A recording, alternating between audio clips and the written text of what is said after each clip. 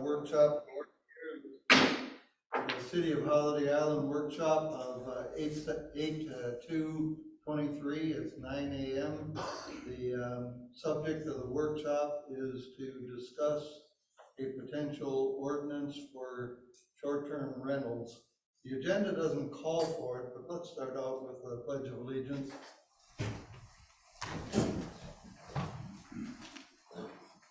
I pledge allegiance to the flag of the United States of America and to the republic for which it stands, one nation under God, indivisible, with liberty and justice for all.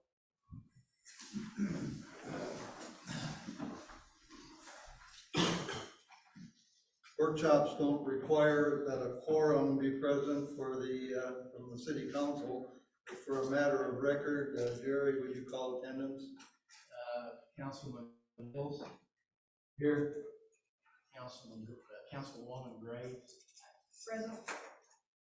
Councilman Dumas. Here.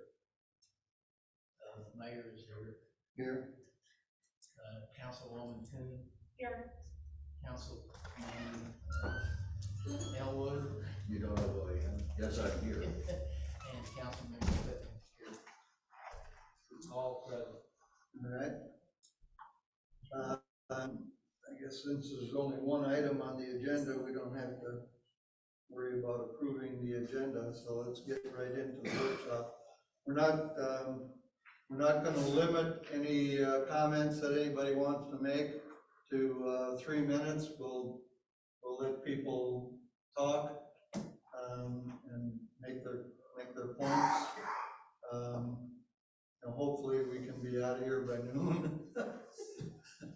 I'm glad to see that we have a large crowd, a lot of interest in the subject. I'm going to open it up. We're going to use as a I guess a tracking document here, a kind of a working draft of a potential ordinance that is in no way, shape, or form in its final state yet. That's basically what we're here to talk about. But I guess primarily I would expect that the discussion would relate to the draft agenda or the draft ordinance, unless you think there's something important missing from the ordinance. So with that, I'm going to start out with, I'm going to open it up to the council members to make any kind of comments they want to make. I can start with the ordinance itself. I inserted the word shall in section 1, so it shows what the purpose is. And I added the 2 sections for 2 and 3. Kind of standard boilerplate we put in a lot of things about resolutions in conflict, and then anything that separates it from the law. And I changed town and city in the approval at the bottom. Any problem with that? No, other than the fact that I'm going to have to go in and delete all of my templates that say town on them. It's okay. They seem to always pull up the wrong one. All right. We strive to catch it. Okay. The first section, I just rearranged. Actually, I created a definition section, or added to what we had, and rearranged the sentence. So, you all have my input. It's on the screen. You have my emails, the highlights of the stuff I added. Some blue text is what I added. The red crossouts were there from our previous meeting. So, I guess we deal with them one at a time. Is the definition for a short-term rental owner occupied okay? How is that different from bed and breakfast? It's not. From what my understanding, the B&B did the same thing. If the owner lives there, I stayed at the B&B one time. The owner wasn't in the house. They came to the door in the morning with the breakfast. So they could be one and the same. Yeah, I've had it both ways. But this definition would cover. For this ordinance, we're going to say the owner occupied, they have to live in the building, have to be resident in the building while they rent out part of it. In our for this So ordinance. we're not gonna classify B and Bs separately. We don't take place in this, regulation. Well, except for the fee structure is a little different. We don't talk about bed and breakfast, was the question. It's just We don't- owner occupied. And then the definition for short-term rental, we talked about leaving in, I think last week, or last time we met, about, unless the timeshare units are rented on a short-term basis. The red cross out was there from before. Any problem with that definition? Short-term rental? Oops.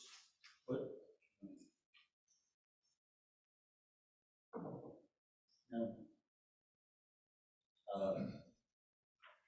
The crossed out part, that is going to be deleted, right? Well, the last time we met it was. Okay. Timeshare, I did some, looking online, trying to find a definition for timeshare from a different couple sites. I put this definition together.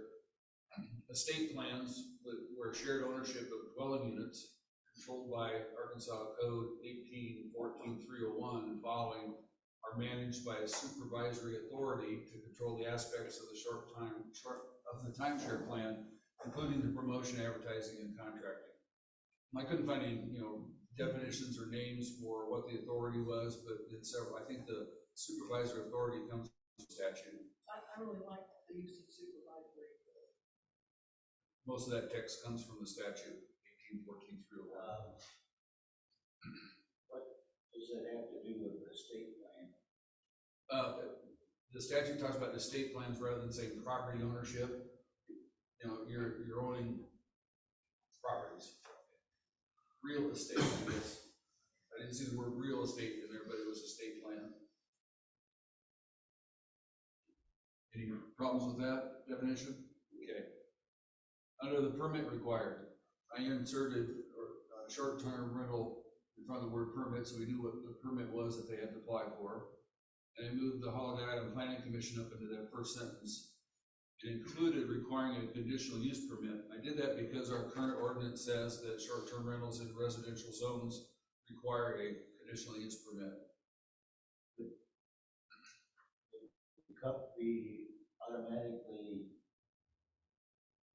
given with the permit, or are we gonna have to go through all that other stuff? Well, if it requires a conditional use permit, we have a process to go through.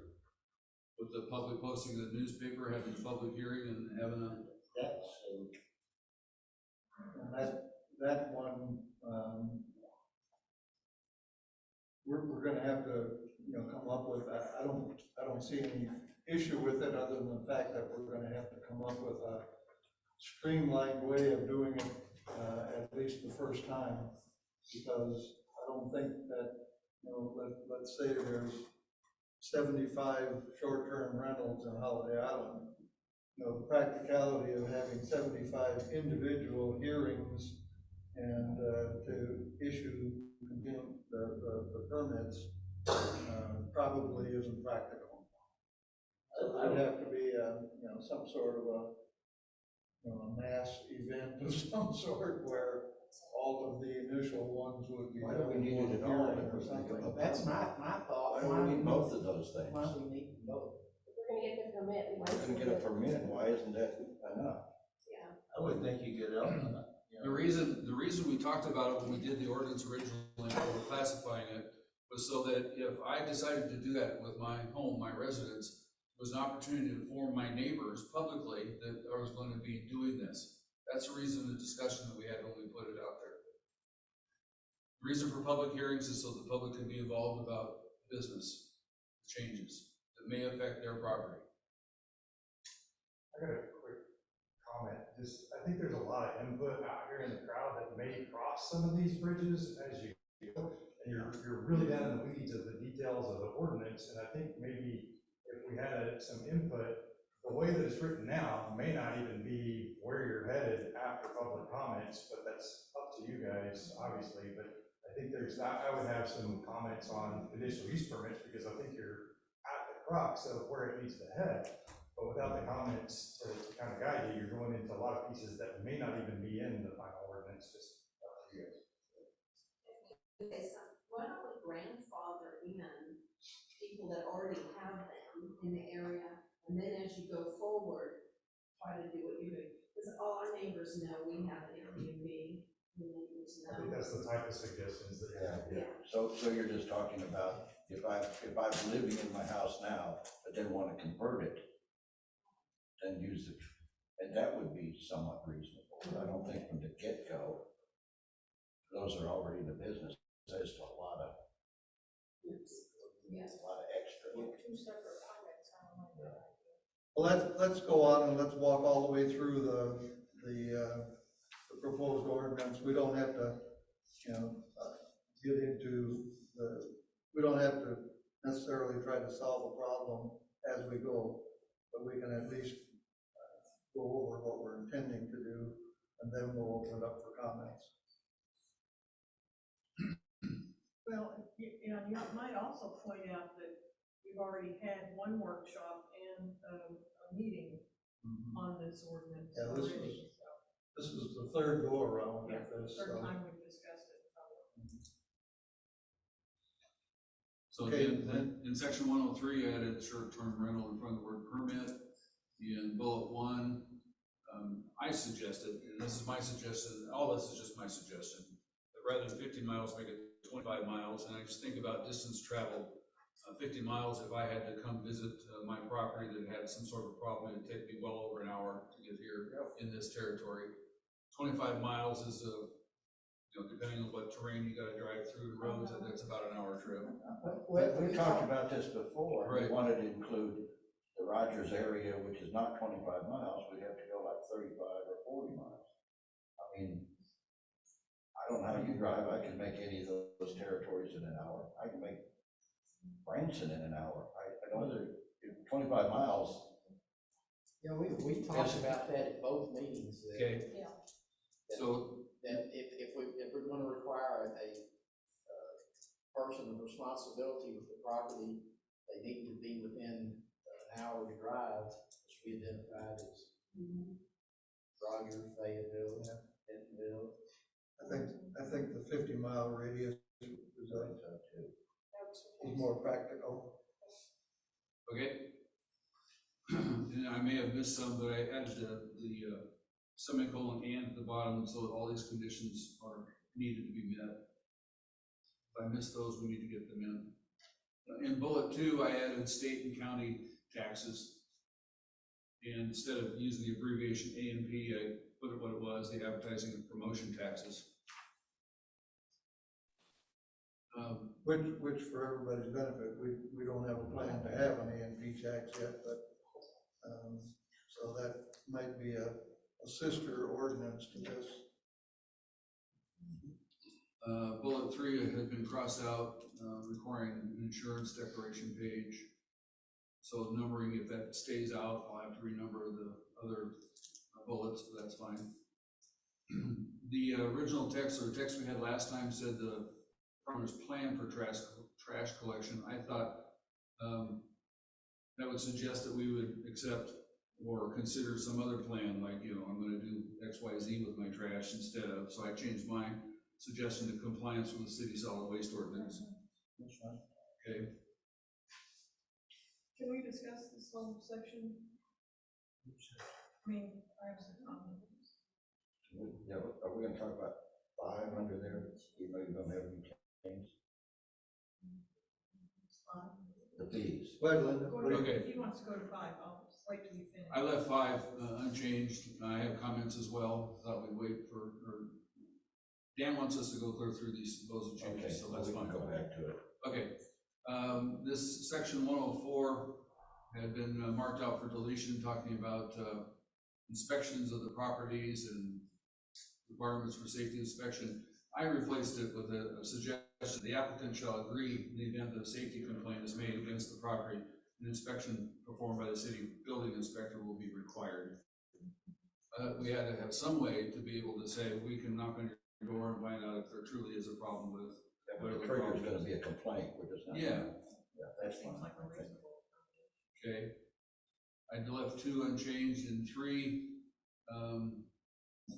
I took out the reference to an ordinance because it's already been replaced by a newer one, and just reference that it's the planning and zoning regulation 16, section 2101. That's where we talk about the parking, that section talks about. Did you skip over the question? What paragraph above? I didn't make any changes there, Oh, okay. or suggest any. In 4, I noted that properties owned by a citizen. I thought that would take a whole bunch of people out of the picture. If they're not a citizen of Holiday Island because they live in some other state, they wouldn't be included. So I suggest that we say properties within the city of Holiday Island are the ones that are covered. And this building permit may be issued, someone applies to, they plan to build a home that's going to be used for short-term rental, so this allows that to happen before it's actually finished, apparently.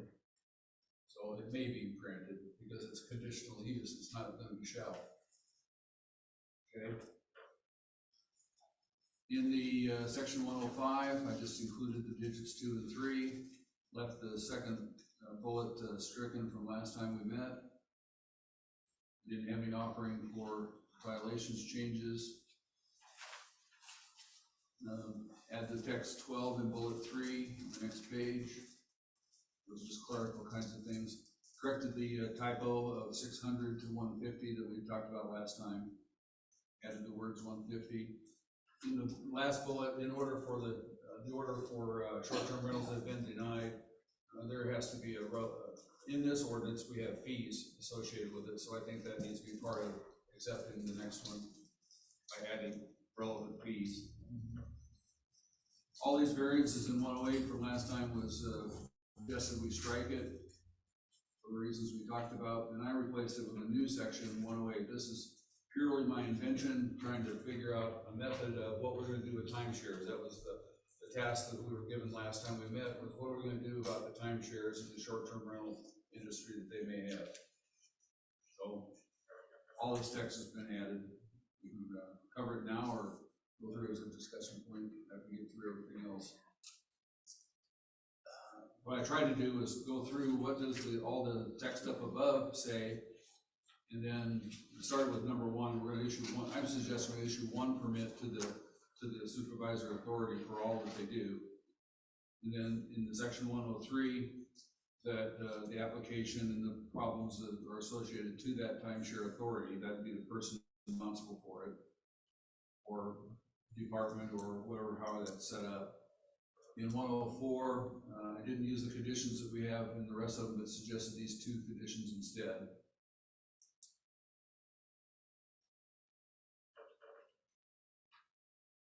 Occupancy limits, I suggest we left the same, violations be the same, and not counting any timeshare agreements or permits toward the account. We're going to limit that. And then the last bullet was that it lasts for a year.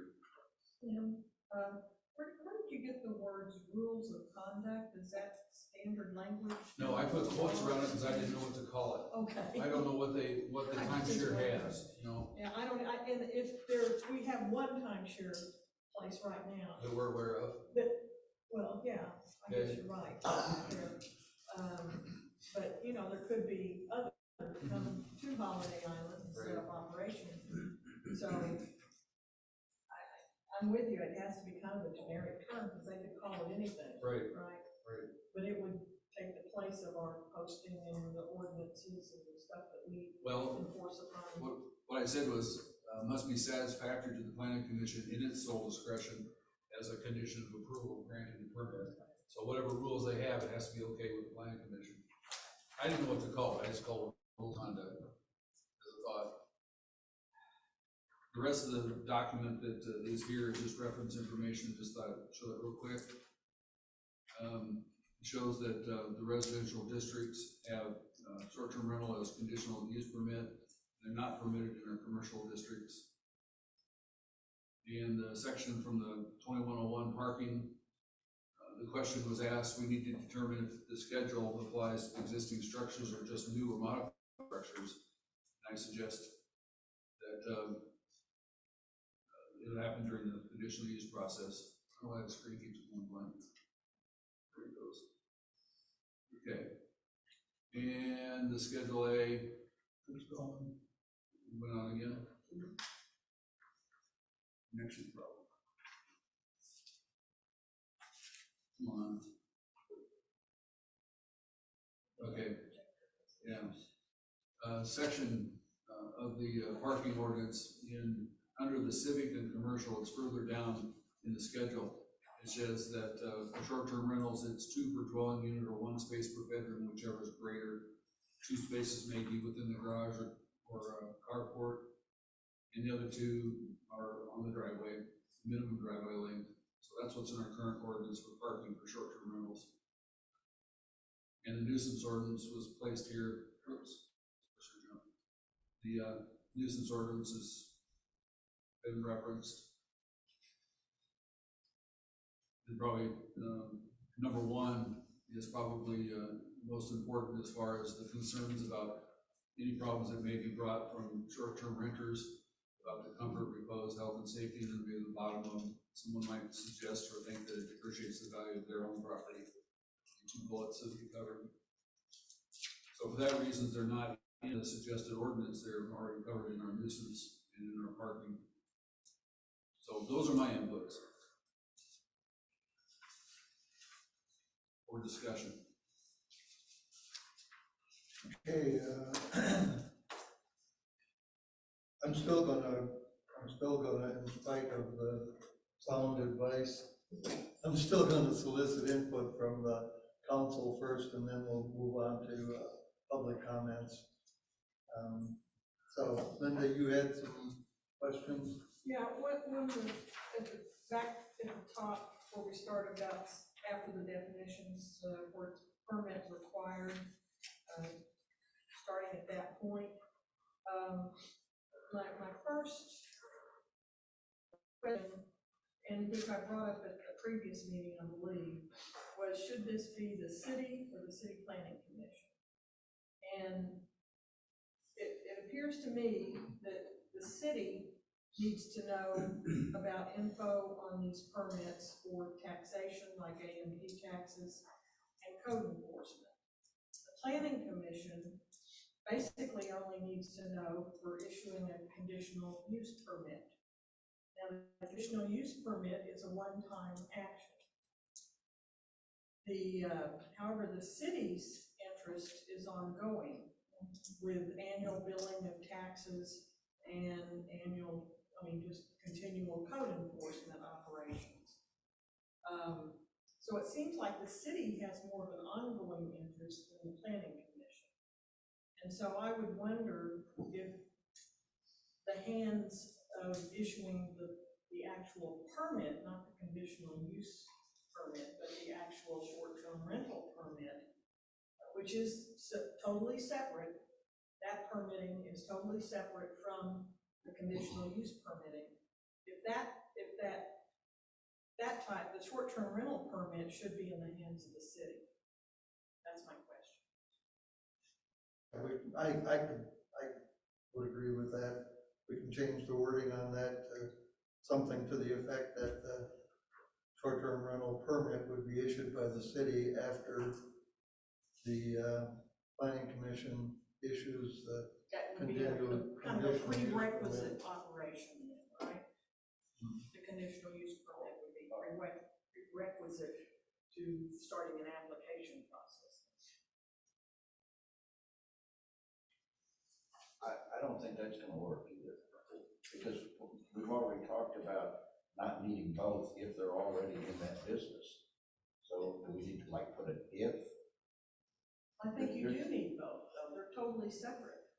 No, but what I'm saying is, if somebody's already got a short-term rental, and they can come to the city and get a permit, I thought we were talking about we're only going to require a conditional use permit if it's somebody that's like converting or building a new one. I get your point. They're grandfathered in other words. Right, I think that's. but I think that needs to be reflected in the language. They don't have to have both if they're already in that business. Then they come straight to the city, don't have to involve this group at all. I defer to Lynn, who knows more about planning issues and conditional use Well, permits than I do. Well, we gotta decide if we're not going to require a conditional use permit, then we can, unless it's a new thing, which I thought we were Yeah.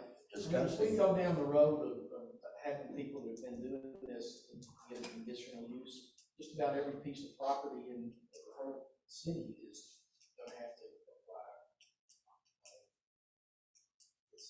There was no enforcement of zoning really. What I'm getting at is I think we need to put some kind of a, if a conditional use permit is required, then they have to come to the planning commission, but if they're already in business, they just go straight to the city and ask for a permit. And we could, I don't know how to word that exactly without. we could make a statement in there, something to the effect that after such and such a date, and the date would be the date of, the effective date of the ordinance, a conditional use permit would have to be, granted. I do have a little bit of an issue with saying that everybody that has a short-term rental right now should be grandfathered, because our zoning ordinances have been in place for a while already. And there are places converting over to short-term rental on the fly. I mean, on a regular basis, there are places converting over. And a lot of those places today already are in violation of our code, our zoning ordinance, correct, Lynn? Yes, we have non-conforming, uses. So even now, if I bought a piece of property right today with the intent of making it a short-term rental, by our current ordinances, I would have to request a conditional use permit. So, Maybe we could put a date though, if it's operating as one as of. I think putting a date in there sounds like the right way to go. Where we arrive at. That way it'd be clear to everybody. So when did the city form? Well, the date would be a We're matter gonna get of, lost in comments if we start taking public comments in the middle of this, I'm sorry. Because I got a lot to say about this as well. I have the answers for you, but I can't say it till you get to conditional comments. all right, let's just move on then. We'll come back around to that during the public comment phase. So in light of what Lynn suggested and what we discussed, I changed that sentence. The short-term rental permit by the city following the granting of a conditional use permit. Is that okay at this point? Yeah, at this point, but I just said table it until we hear from, Okay, we might change it again, so. that's fine. I don't want you, if you've already done a lot of work, I don't want you to be rewriting it and then have to rewrite it again. The typing isn't the issue, we gotta get it right. and I would say that if we put a date in there, it ought to be the date of the ordinance that first established conditional use permit for a short-term rental. Reserve my judgment, unless somebody knows more about Right. it than I do. I'm just putting that on the record. Another subject? Yeah, I've got another one here. I think that we need 2 more bits of information added to the application requirements for permit. You start out with a name, address, telephone number, and email address of the property owner. Later on in here, you talk about applicant. I think you need to know the name and role of the applicant. Is it the property owner? Is it the contact person, or is it some other third party? So I would suggest that you start with applicant's name and address. In bullet points. This is in section 103. I'm suggesting we add something before the name, address, telephone number of the property owner, which is right now number 1 or something, I think. Yeah, number 1. So I think you ought to start with the applicant's name, so we know. I got confused when you started talking about applicants. And yet you don't know who the applicant is. Is it the property owner? Is it the contact person? And if it's not one of them, who else would it be? So, anyway. So you're saying bullet 1 should be the applicant Yeah, is who's the property applicant? owner? Who's the applicant? And then, I think, the number 2 thing should be the address of the property we're talking about. And maybe a zoning code if you needed that, or you might be able to look up the zoning code, but if you thought that'd be easier, have them supply the zoning code. And then go to the name, address, telephone, email of the property owner. And, for 2 now,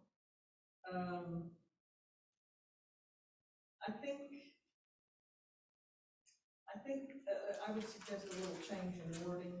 Proof that the applicant is in compliance with the state, county, and city collection of state, county, and local sales and advertising and promotion taxes.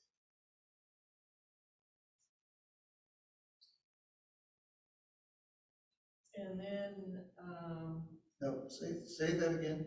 well, the wording of, I thought the wording was a little awkward of number 2.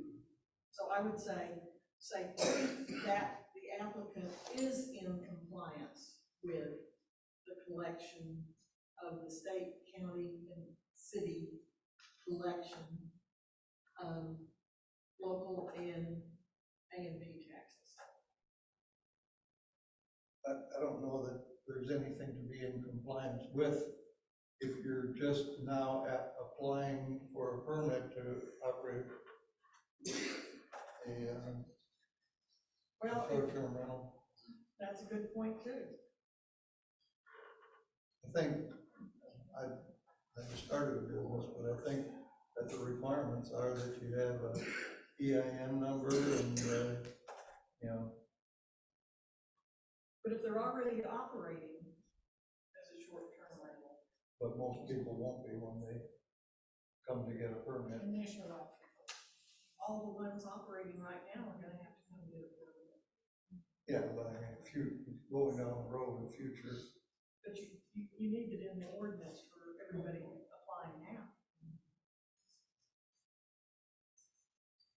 You know, have they signed up with the state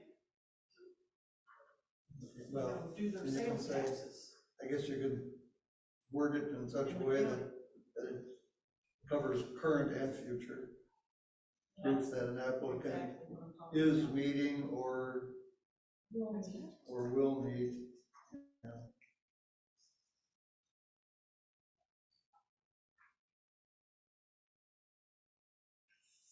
And then I would word it similarly in, number 4. Proof that the applicant is in compliance with the city solid waste ordinance for trash collection, or how you're gonna word it in number. And then,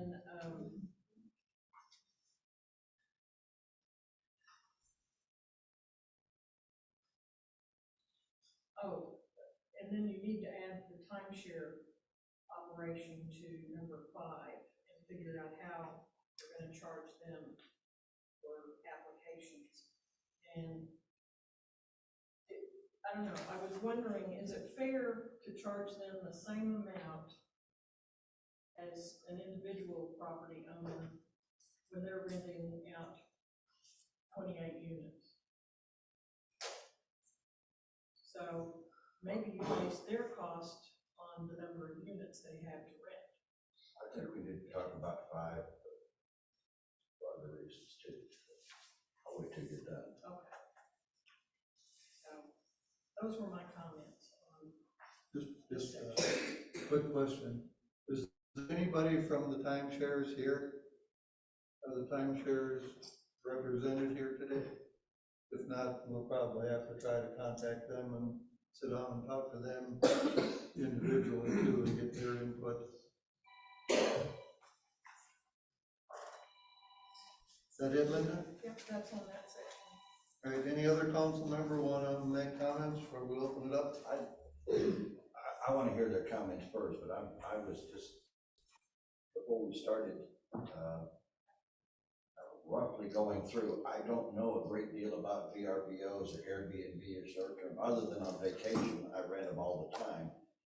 But I'll be damned if I can figure out how the owner can make much money anyway.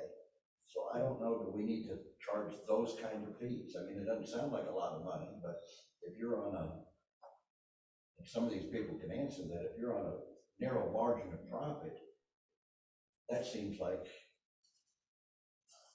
another fee that I don't know that we need to charge that much for. I don't know what to do about the timeshares. I'm just saying, what are we gonna use it for anyway? It's, you know, That was a we're just trying to regulate it. We're not trying to make money off of it. That was a comment that I was going to make, that because of all the language about variances and the striking of inspections, the city doesn't have an expense except for issuing a piece of paper. If they're applying for a conditional use permit, we have fees for doing that. But we do have lost revenue. That's true. But can this or should this burden of replacing revenue be something we have to do or should be doing? I know we lose revenue because we don't have a resident, and it impacts the city's ability to do what it does. It impacts our road. Right. Yeah, for the benefit of the public, almost 100% of Holiday Island, the city of Holiday Island's revenue, we get right now based on prorated, our prorated share of tax money collected by the county and the state, whether it be fuel tax for roads, or county property tax for roads, or county sales tax, or a few other incidental taxes collected by the state. They look at our census population, which is based on permanent residences in Holiday Island, and allocate all of that tax money out based on the number of permanent residents we have, our ratio to the rest of the county or the rest of the state. So every time, and the city has no property tax, and the city has no city sales tax. So we basically, we get virtually no revenue from VRBOs or short-term rentals, none. The district does, because the district gets their assessments one way or another. The district, I'm sure, benefits based on the fact that a lot of the vacationers use the amenities, and we don't want to discourage that. However, I think we do need to recognize the fact that every time a permanent resident property in Holiday Island here converts over to a short-term rental, the city loses revenue. And is it fair to try to recover some of that by charging a fee for a permit to operate? I would say yes. So that's basically why I think it's in the ordinance. And this requires, how often? Every year? Every year for short-term rentals that are not owner occupied. So it leaves out a certain group that are doing it. Ken suggested a bed and breakfast. And owner occupied, because that would be their permanent residence, so they would be generating tax revenue. Dan, offhand, do you know what that dollar per resident is, just in general terms? Okay, Because we're talking about trying to recover that lost revenue. It's, you know, it's about $500,000 divided by 2,339. About approximately $200 per resident Yeah. per year. So would the increase in property taxes on those properties trickle down to Holiday Island? The increases in. The property taxes are gonna go up if you turn it into a VRBO. You won't have any homestead exemption. You won't be excluded from reappraisals like people over 65 are now. Like this last one, I was excluded from because I'm over 65 and I've been there. They'll lose all that. So their property tax, in a lot of cases, is gonna go up a lot. And you're not considering the amount of vacationers that are coming through that house, that are spending extra sales taxes, that are going through the state, coming back to this area, buying that. We don't have a sales tax. You have a state, you're sharing part of the state Yeah, sales We get a tax. portion of it. Right. And if you talk to local merchants, they'll tell you, these visitors, look here, they're a lot more likely to go to Sunfest and pay high prices for their groceries to stop at VRBO than the rest of us are to go to Sam's Club or Walmart or Costco. And you can say you don't, but you know good and damn well you do. And as they spend that money locally, it circulates and it compounds the tax rate in the area as those vacationers stay here and spend. So you can't say that there's no positive. There's positive increases from visitation and short-term rentals in Carroll County that you get a portion of. So it's not a net zero situation. Damon, what's your feeling on the A&P tax? Oh, I think you just leave money on the table. That's to advertise for more people to come here, but it's a mechanism. That's what I feel, but I guess I disagree with the mayor a little bit. We should be considering that. It's just gonna increase this compounding that we're talking about right here. Because if you go to other cities and rent, or even a hotel or whatever, you're paying hotel, motel tax, A&P tax, whatever you call it. I personally would put more emphasis on the A&P tax than the business permitting cost. Because that way the person renting is paying that. That doesn't, And they're used to paying that anywhere they go. that's exactly right. Unfortunately, yeah. Right, well, I'm open to suggestions. We're not gonna give away permits for free. So somewhere between the number that's in here now, which the general opinion is not fair, and nothing is where we need to settle. But I certainly don't think that we should issue a permit, for free. We would be, I'm guessing we'd be the only city in Arkansas that would be doing that. We could be. I have a question, where did you come up with the number 150 and 100? I think that's Bella Vista's. Yeah, we're looking at a lot of other cities and what they charge and stuff like that. Because we pay $35 for a permit in Orange Beach, Alabama, and we have to post it in our condo. 35 never seemed unreasonable. And the first time, like the permit, the application permit one time, I don't think that's unreasonable, but it seems a little high. And so I guess I'm wondering where those numbers came from.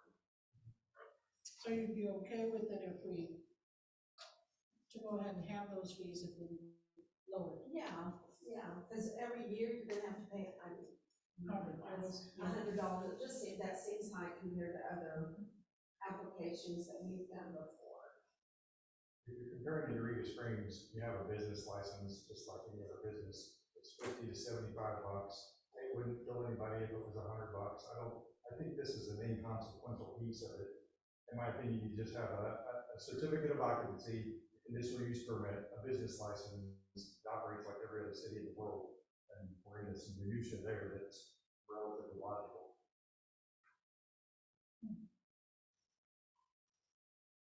But also when you're working under Airbnb or VRBO, aren't you working under their umbrella? Isn't that how that works? Like Airbnb or VRBO? Not the city. Well, not the city, but the people that own the property. It's just a mechanism for collecting the money. There's no.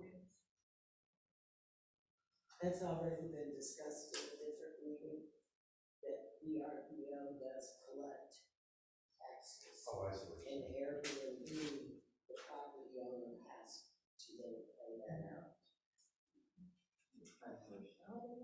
The guest pays it out. So the guest pay an Airbnb and VRBO is committed to the city. Nobody knows exactly where that money came from. It just shows up in the check to the city. I have a question. And just, please don't react to it. My question is, if High City has me zoned as R1, and I have covenants, and you have expressed at the meetings that the city would honor covenants, then I have this big umbrella question that goes, how does all this zoning that's going to be discussed today, how does that happen? The Supreme Court of Arkansas has already ruled that short-term rentals are residential uses of property. So a property that's zoned residential can be used as a short-term rental. It's still an R1 use of that property. So it's in a state. Thank you. Rebecca, I'd like to add to the response, the cities regarding the covenants, the city intends to develop and adopt ordinances and regulations to work in conformity with the available declarations to the extent possible pursuant to the Arkansas statute. So we're striving to do the best we can to align with those covenants, but we can't in every aspect. All right, for those that don't know me, I've lived here 40 years, and I've had the reservation service taking care of B&Bs in Eureka a long time ago. So conversation is not a new thing for me. Thank you for those answers. Okay, I think I'm gonna open it up now to public comments, but rather than just have everybody speaking from the chairs, I'd like you to go to the podium, turn the mic on, state your name and kind of who you're representing. Can I request that we go through the frustrations with, if there's anybody that's just here to complain about past stays and things, can we cycle through those so we can talk about the ordinance more pertinently? Okay, so you're suggesting that if anybody here if anybody's here to simply speak in opposition to short-term rentals in general, that they should go first? It'd be helpful. Right? Anybody is anybody here to simply speak in opposition to short-term rentals? If not, I think that's telling right there. Yay! And I would have to say for the record that is the official position of the city of Holiday Island. We are not against short-term rentals. We fully understand that short-term rentals has always been and will always be a significant part of the economy of Holiday Island. And we want to encourage it, but we don't want to, we want to head off problems instead of trying to deal with them after the fact. So, who wants to go first? Damon, you want to go first? I'll launch us off. Turn the mic. All right, I think we're good to go here. I'm Damon Hinkey, for those of you who don't know me. I had a company called Ozark Mountain Vacation Rentals for 10 years, and recently sold to Vacasa, which is represented here as well. So that's the assistant state managers here. So she can chime in of anything that has changed in that situation. But I think a lot of this is typical vacation rental business, and I can represent some of the questions and thought processes, because obviously there's people who have vacation rentals in other cities here as well. But I think a lot of the pieces that you're on the right track here. I think you've got a very detailed ordinance that's probably maybe more aggressive from our perception than what you guys have relayed that you need. as Holiday Island and as Alderman. What I would start out with is just, and it sounds like I've missed one of the meetings, but you kind of just touched on it, Mr. Mayor, is really there needs to be a mechanism to know where we're at with the number of short-term rentals in Holiday Island. The calls you're getting, as you stated before, aren't about problems with short-term rentals. We're not seeing this devastating party scene / over occupancy, generally speaking, in the short-term rental business. So I think what we're really talking about today is how do we get conditional use permits so that you can fit inside the existing zoning structure that you have. That's really just the bridge that we need to talk about. And what I have in my notes here, and I'm kind of going to go off track because you've covered a lot of pieces of the equation. One is, my question is, do you have certificate of occupancy requirements as a city for businesses? No. Okay, so I think that was one of the understandings, or to just jump to the conditional use permits. If this ordinance just said, we need a conditional use permit in a residential zone to have a short-term rental, regardless whether you live there or not, that's just an easy step to cross, and I think we're all agreeable to cross it. And if you set a date that said all of us have to respond by October 31st, or whatever date you want to give us, end of the year, December 31st, and let us all report, then you'll actually know this is how many short-term rentals we have.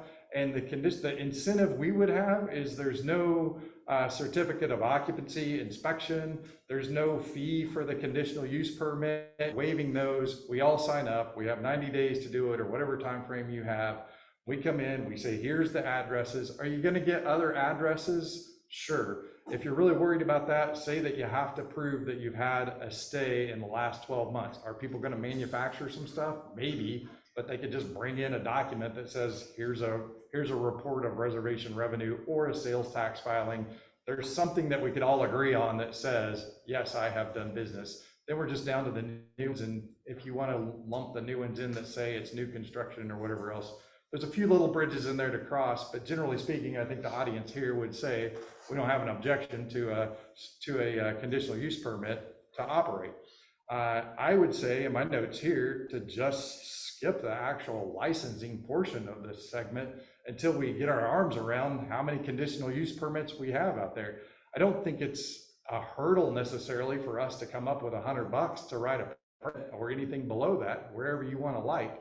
That's a whole nother operation for you to keep track of permits. Are you doing any type of business licensing as a city now? Not yet. Okay, But so it we just will eventually. feels like that needs to be put off until you get your business licensing completed. Then you're not singling out short-term rentals as, oh, you guys have to have a special permit to operate. It just comes in with the business licensing permits. We go get a business license when that day comes. We've already got the conditional use permit. You know where we exist. That bridge just logically gets crossed. So as you can see, what we're talking about is really just back to the fundamentals of creating Holiday Island as a city and a community. So that's the bulk of what I want to portray here is I think you've got a lot of agreeable people that just want the community to function well. You guys don't say that there's a lot of problems. We say that there's not a lot of problems. Are all of us sticking our hand up and say, yes, there's the occasional parking issue. There's the occasional over occupancy. Is there the occasional party? I've never had one in Holiday Island that I know of in 10 years in any of my rentals, and that was a long span there. But that doesn't mean that it's not going to happen, but I think those are all addressed. To get into some of the details of the ordinance, I think the restrictions are actually fine to keep into the ordinance.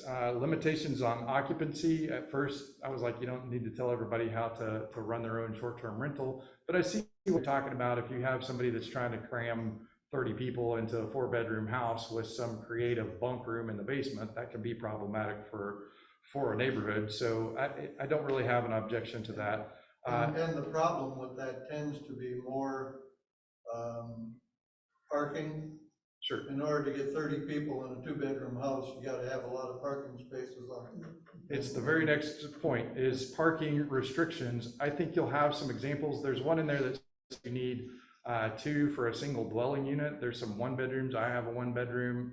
Nobody ever comes with 2 feet, and I shouldn't say never, there are gonna be instances that they have 2 vehicles, but if you just have a 1-bedroom and no pull-out sofa, I get that you have to make some broad brushes here, but I think the parking requirements can be a little heavy just for somebody who has a 1 unit in their basement trying to make some extra cash. That need for the extra parking, you kind of have 1 extra space that you don't need at the end of the world. But the other, that is one of the more frequent problems, is the parking. Okay, sure. Just a couple of weeks ago, up the street from my house, there was 4 cars in the driveway and 3 pickup trucks on the lawn, right on the number 4 green of on Holiday Island Drive, and it wasn't pretty. I think this is where you have some solutions for that here with some parking lots down by the marina. Obviously, there's some Well, parking. that's what I was gonna ask you, because when you manage some of these apartments here, you had an arrangement.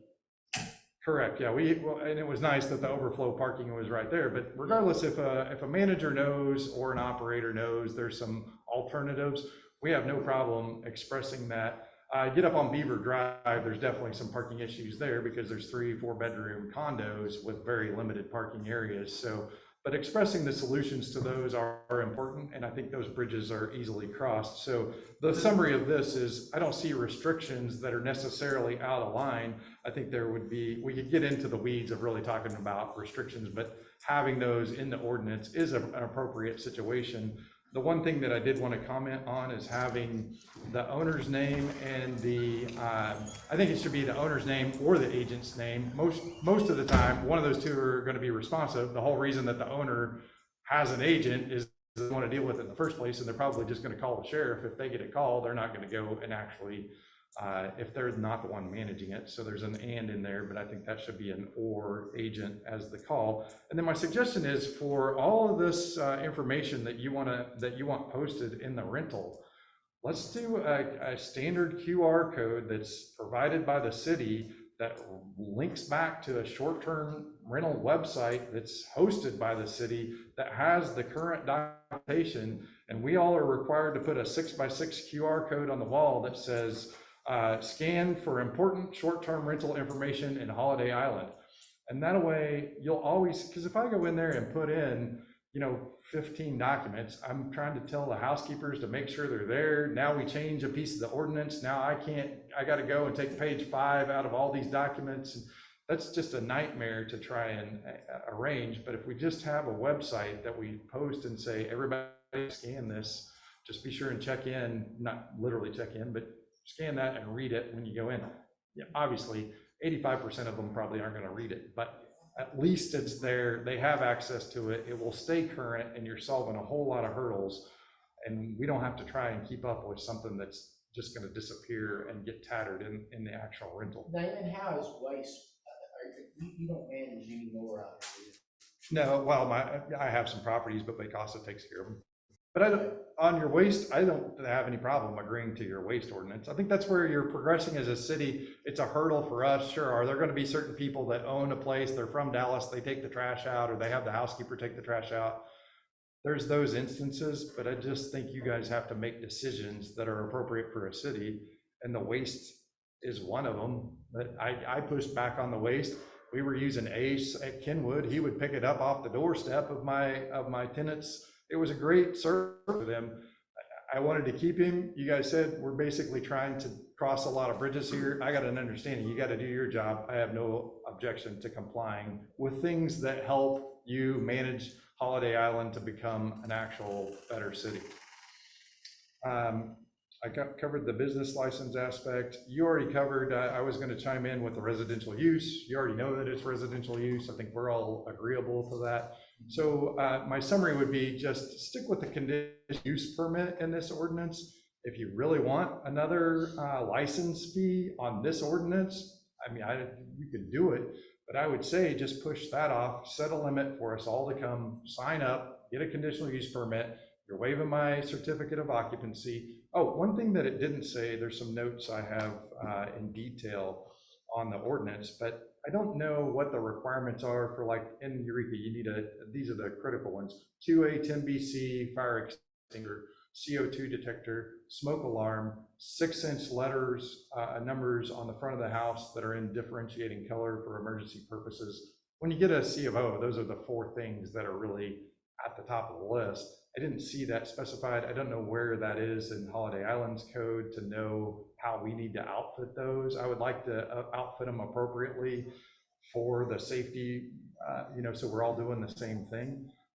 But that's really a certificate of occupancy topic, not this ordinance. But if you want to nod to, we have to have certain minimums for safety, I think that's appropriate as well. Any questions? Just for my own benefit on how the property owner works with like Vacasa or somebody like that, do you provide information as to how many parking spaces or the parking limitations? Like when if I go to Vacasa and I look up Holiday Island properties, it'll have a picture and it'll have 4 bedrooms and yada yada yada, sleeps this many and everything else. I don't remember ever seeing anything that says maximum 4 parking places. Here's the answer to that. Every property management company is a business. That business wants to work at a profit and efficiently, and the more phone calls we get from a neighbor, a city, a guest, we have to figure out how to eliminate those calls. So in every arrival instruction email that we send out, and my stuff trickled over to Vacasa, I know they spend time at trying to refine this. Every other property manager in the world is going to refine this, and that is get the right information to the guest at the right time so that they read it and understand what they're about to arrive to. Because for instance, at Green Meadow, there are 2 parking spots for each condo. They're double parked spots, but you have to express, Green Meadow is a great example. There's 4 units there. One was an actual resident.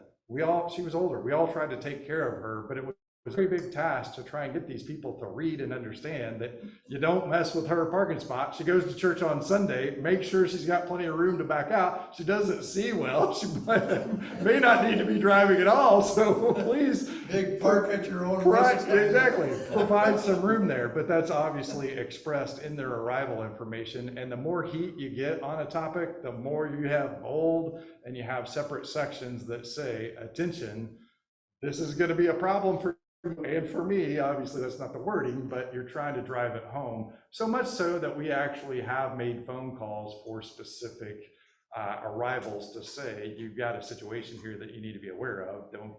Typically it's a frustrated situation with a neighbor or something where it just really up on Beaver Drive where those condos were, that was probably one of the most difficult because it was a 3-bedroom, it had a hide-a bed and an extra bed in a bedroom, and there was only 3 parking spaces for that. And the ditches are steep up there. You really can't park alongside the road. So it's difficult to manage that particular parking. And all we can do as managers is try to communicate, this is the solution to that.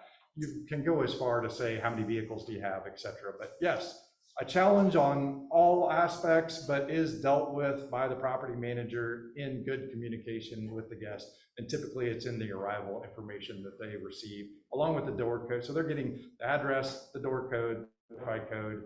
This is how you're going to park.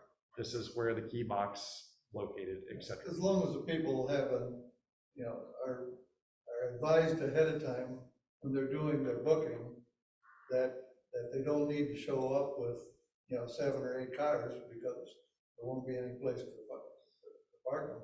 The number one thing that can help as well is good signage by the property manager and good signage by the neighbor that says, stay the F out of my park.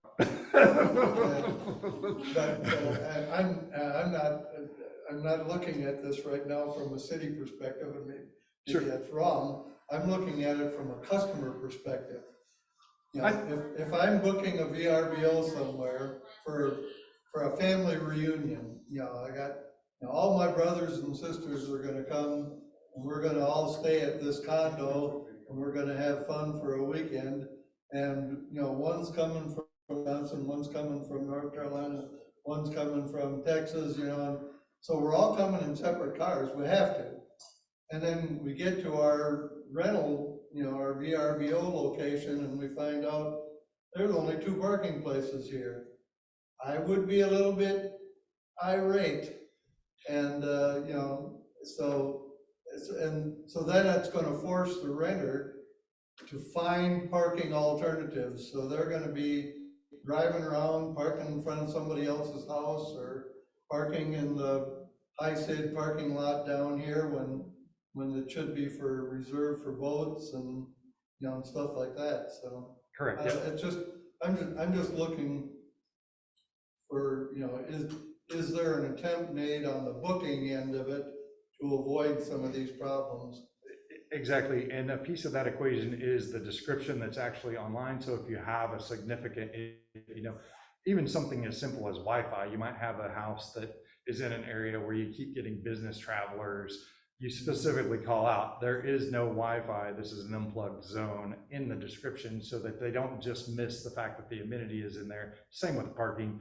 This only has 2 parking spots, although it sleeps 7 or 8, you know, that because you have multiple cars in that situation, you have to call it out in the description. But yeah, we're down into the mechanics of how do you run a management company, but that's exactly how. And I don't think any manager here would reject putting that in their description if the city or anybody, if a neighbor was like, hey, would you mind putting in your description that you only have 2 parking spots? Sure, maybe some people would be disagreeable, but I really don't see that as being the overall problem. There was one other thing I wanted to touch on, and that is when you do get your A&P tax, if you do, all taxes for that matter, and that's what you were referring to, was they're going to be remitted or can be remitted by Airbnb or Vrbo directly. And when the city gets that, that is not itemized by location. They write one big check and send that to the city. So you're not going to be able to know that, oh, this person has paid the tax on that. The advantage is you can't get out of it as an operator. They're automatically sending it no matter what. So even if you have an, so to speak, illegal or unregistered Airbnb, you're still going to get the tax money on that. I'll even go as far as you're going to get tax money for places that aren't in Holiday Island city limits, because that happens in Eureka Springs. I can go and pull up things that Airbnb thinks is in the city limits of Eureka Springs, and it's not. They just can't get it so precise that they get every single thing right. So you'll have income coming from that as a city. Therefore, the piece that you have in here is like prove that you remit your taxes. I would say the bulk of us are probably all using some sort of mechanism. Picasa might be taking a lot of direct reservations, but the bulk of it's going to go through Vrbo or Airbnb. So you're going to wind up, if you have that mechanism to receive taxes from them directly, you don't have to ask the operator to prove that they're filing taxes. The taxes are coming from the actual provider. Before post office designates 7261 exclusively for Holiday Island, were y'all collecting, was Eureka collecting taxes on the Union Street? No, I don't think that's ever been an issue. You actually apply for a CAPC license, CAPC tax license in Eureka Springs. So if it's not coming from Airbnb or Vrbo, you're technically doing it based on a business license situation. It's all bundled up into the C of O, conditional use permit, business license, CAPC permit. All those 4 pieces are controlling whether or not taxes are accumulated. And one other question, are you done? One other question about how this whole VRBO, Airbnb and all that business runs. Do they have, now I am speaking from the city perspective. Sure. Do they have people you can call that are responsible for anything other than taking bookings? Sure, they both have, Airbnb is strong on the anti-party / difficulties, whether it's just problematic situations for the guests or from neighbors, because Airbnb's got a lot of money and they're pretty smart about having good public relations. So when you call in there, they're going to have procedural steps for emergencies, anything else that they'll run that guest through, or they'll contact the agent or owner and have some actions that happen. Even the police department can be called by Airbnb to notify there's a problematic situation at a community. I don't know Vrbo steps as much. They're not as aggressive about solving that, but I do know that the guests can certainly call Vrbo and get things resolved. If there's any emergency type situation, to let you know, since you don't know, Airbnb can be problematic. This has happened to me, and it can happen to anybody who's Airbnb. If there's a safety issue at a property, they will call you up, Airbnb will, and say, the guest has reported a safety issue. We believe them. We're shutting off all your listings until this is resolved. And I was like, well, hang on here. Tell me, where did this happen? We can't tell you anything. We can't tell you what happened, but you are no longer listed on any account on Airbnb. We'll let you know when we figure out what happened and what we think. About 5 days went by, Airbnb contacts me and says, okay, everything's in the clear. All your listings are back on. I was like, what happened? Where, give me some information. So I thought maybe I had an owner that entered a residence while a guest was there. I had no idea don't know to this day. All I know is that there was a security issue by a guest and that they turned it off and they turned it back on. And there are people out there who have lost all their Airbnb listings based on Airbnb's determination that their safety risk was too great of an exposure for future guests. They just shut them off with no explanation. So the area representative of Airbnb may be on Zoom. He told me he was going to try to join in on Zoom, but he sent me their safety, information, and it's pretty. They're serious about it. Pretty inclusive. So. No, it's good. The last piece, I know I'm taking up a lot of time, but the A&P tax, summarize that, having been on the commission in Eureka Springs.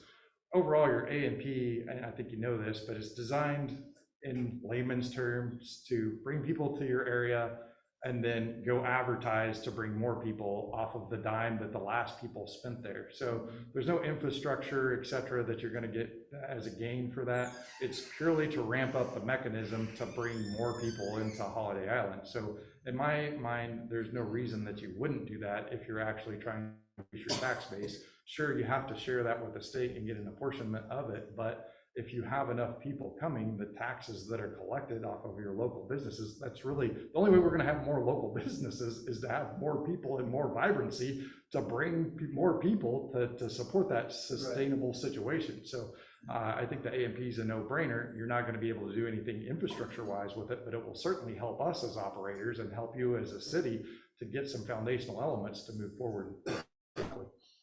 All right, that's all I got. Good talking to you. Thank you. I'm gonna turn one back on you. I think the A&P tax does help the current VRBO for short-term rental operators in that we'll use the money to advertise Holiday Island. Sure. People get interested in Holiday Island, they'll go to VRBO or Airbnb and look for a place to rent. Yeah, I guess all I was saying is they're going to spend money at your businesses. Yeah. We're saying the same thing. There is some mutual benefit there. Yeah. Okay. Hi, my name is Polly. I'm actually the Assistant General Manager for the state of Arkansas from Vacasa.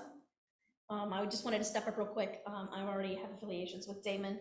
I wanted to back up his statements for everybody based on the Airbnb. If somebody's going to be a short-term vacation rental, you really, really need to pay attention to rules, regulations, deep dive into their policy and procedures when there is an issue. So we do have a lot of people and a lot of homeowners, and it's very frustrating using certain third-party companies. For example, Airbnb is a very lucrative company. They are very large and wide, and they have their tentacles in everything when it comes to every kind of rental.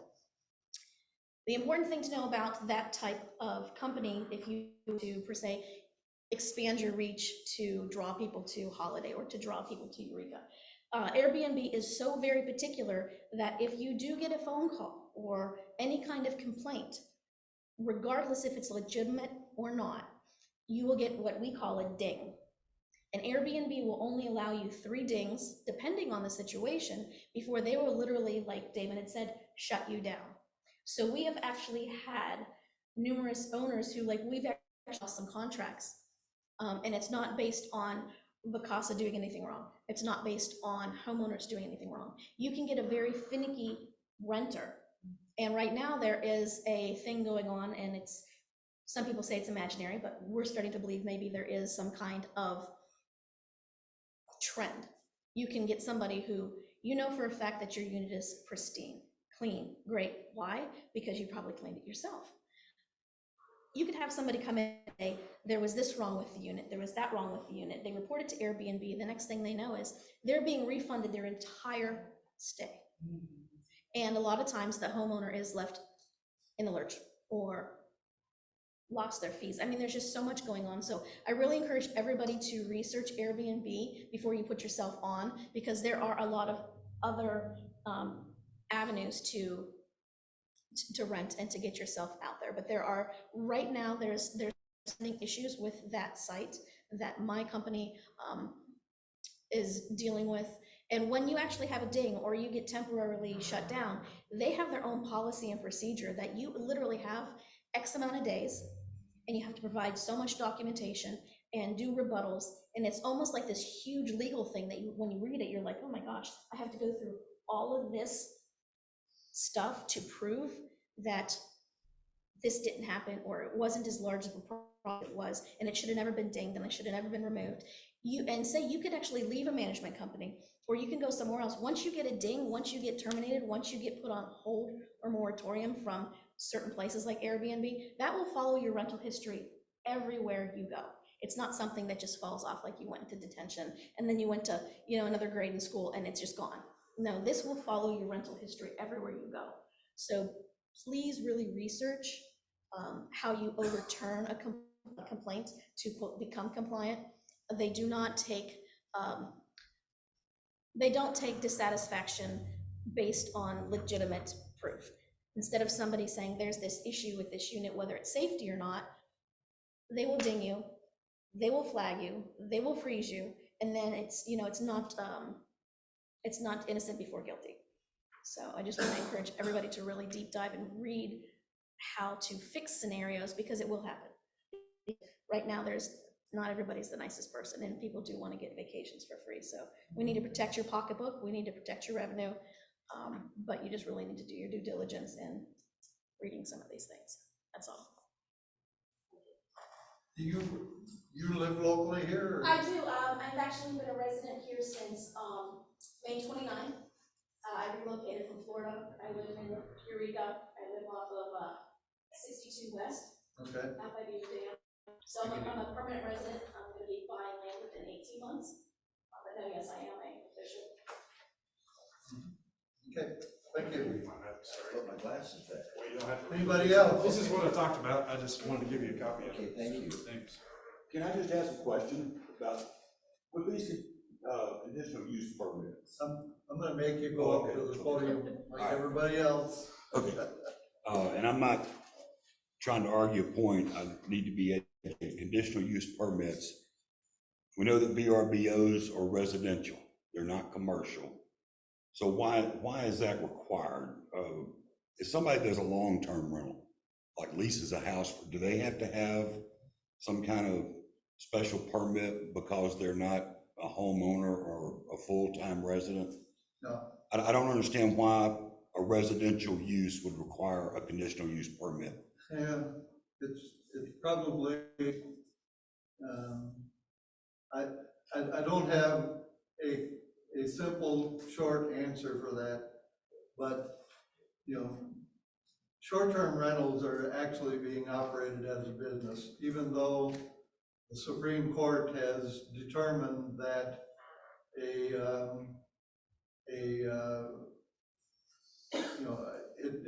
it's a residential business. It's being used for residential purposes. That doesn't preclude the city from calling it a business, which is what it is. So, to Damon's point, maybe we don't need special permits for, a VRBO permit or a short-term rental permit in addition to a business permit, but we should have some sort of permit so that we know that that business is being operated. Long-term rentals don't have to collect sales tax, they wouldn't be subject to A&P tax. So you have to know who those people are, so that's basically why we permit them. To answer the question too, in the residential code for Holiday Island, it actually needs to specifically say that rentals under 30 days in length are not, it's not that they're not residential use, they're an exception from the R1 or R1 through R3, whatever zone, so that you know that you need a conditional use permit. Because to your point, if it doesn't say that, then it's residential use, and that's an acceptable use in that zone, and you wouldn't need a conditional use permit. The reason that you would need a conditional use permit is that it specifically says rentals of less than 30 days are not allowed in this zone without a conditional use permit. And I believe we have that in our It's in the definition.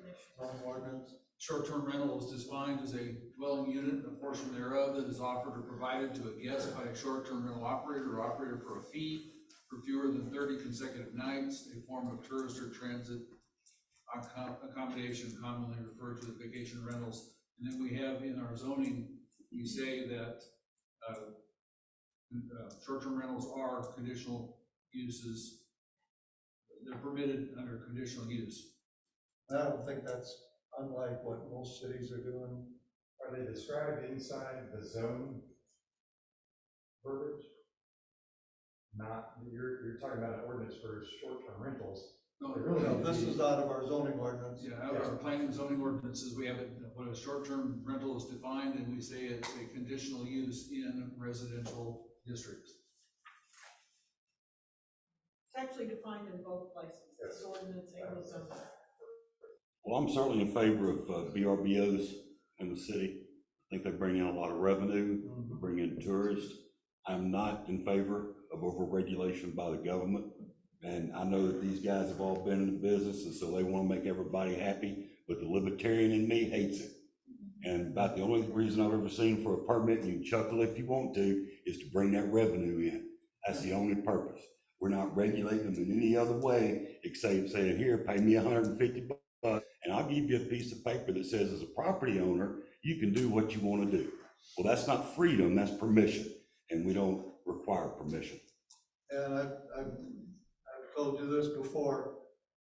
Everybody hates the government until somebody starts messing around next door to them and, puts up a chicken coop or something in their front yard, and Well, that's then all of a sudden, that's just because nobody has the fortitude, I don't want you to say that, to go talk to their neighbor. yeah, They want the government to do what neighbors ought to do for themselves. when your neighbor meets you at the door with a 12-gauge shotgun, the discussion is kind of over right there.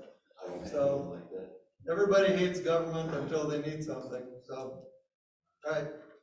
Well, okay, my name is Carl Marcus, and I live at Holiday Island. And I also used to live in Kansas City. And Kansas City has had VRBOs, Airbnbs, short-term rentals.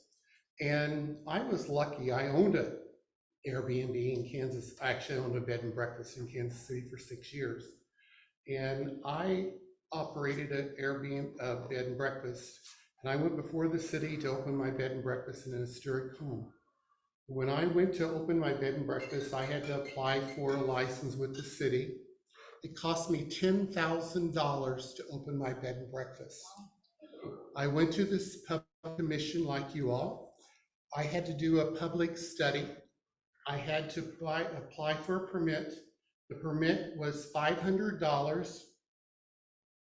And I had to pay for that permit. I have to get an annual license for my business. It's $200 a year. If one person complains about the noise level at my bed and breakfast, I'm subject to inspection from the city. Well, my license is permanent, but because they've had so many problems with Airbnbs, they do a license temporarily, conditional license, and it's reviewed. They get it for 3 years. They don't get it permanent. They get a 3-year conditional license because they're problematic. there's parties, people have weekend, you probably have seen it on the news. They, 16-year-old parents rent the bed and breakfasts for their children, and they have, they shoot people in their bed and breakfasts. They kill people. It happens. Now, maybe it hasn't happened here yet, but Holiday Island could be the next place that this could happen. I mean, everyone here has run a great business. Everything's been great. Everything's been fine, but it could happen here. And I know you all don't think it could, but it could. What's your solution? My solution is, I don't have a solution. Okay. But you all have the solution. Just let it go. It's gonna be perfect. I don't think it's gonna be perfect, but what I'm telling you is you've got to have checks and balances. And I live here. I mean, we all live here, and you've got to have somebody issue the license. You've got to have somebody that you can call if there's a problem. And you all know we have 2 sheriffs. Where are the sheriffs when you need them? We have a volunteer fire department. If there is, if the lady has fallen at the nursing home up here, and there's no one to come, and when your bed and breakfast guest needs, I used to work at HISID, and there was a bed and breakfast over here, and every time the person came, you had a bed and breakfast guest, the person came home, they called the fire department to get them out of the truck, to wheel them into their bed and breakfast guests, into their room, and put them into their apartment. And you and I paid for that, not the bed and breakfast person that's renting this unit out. You and I did this, us people that live here.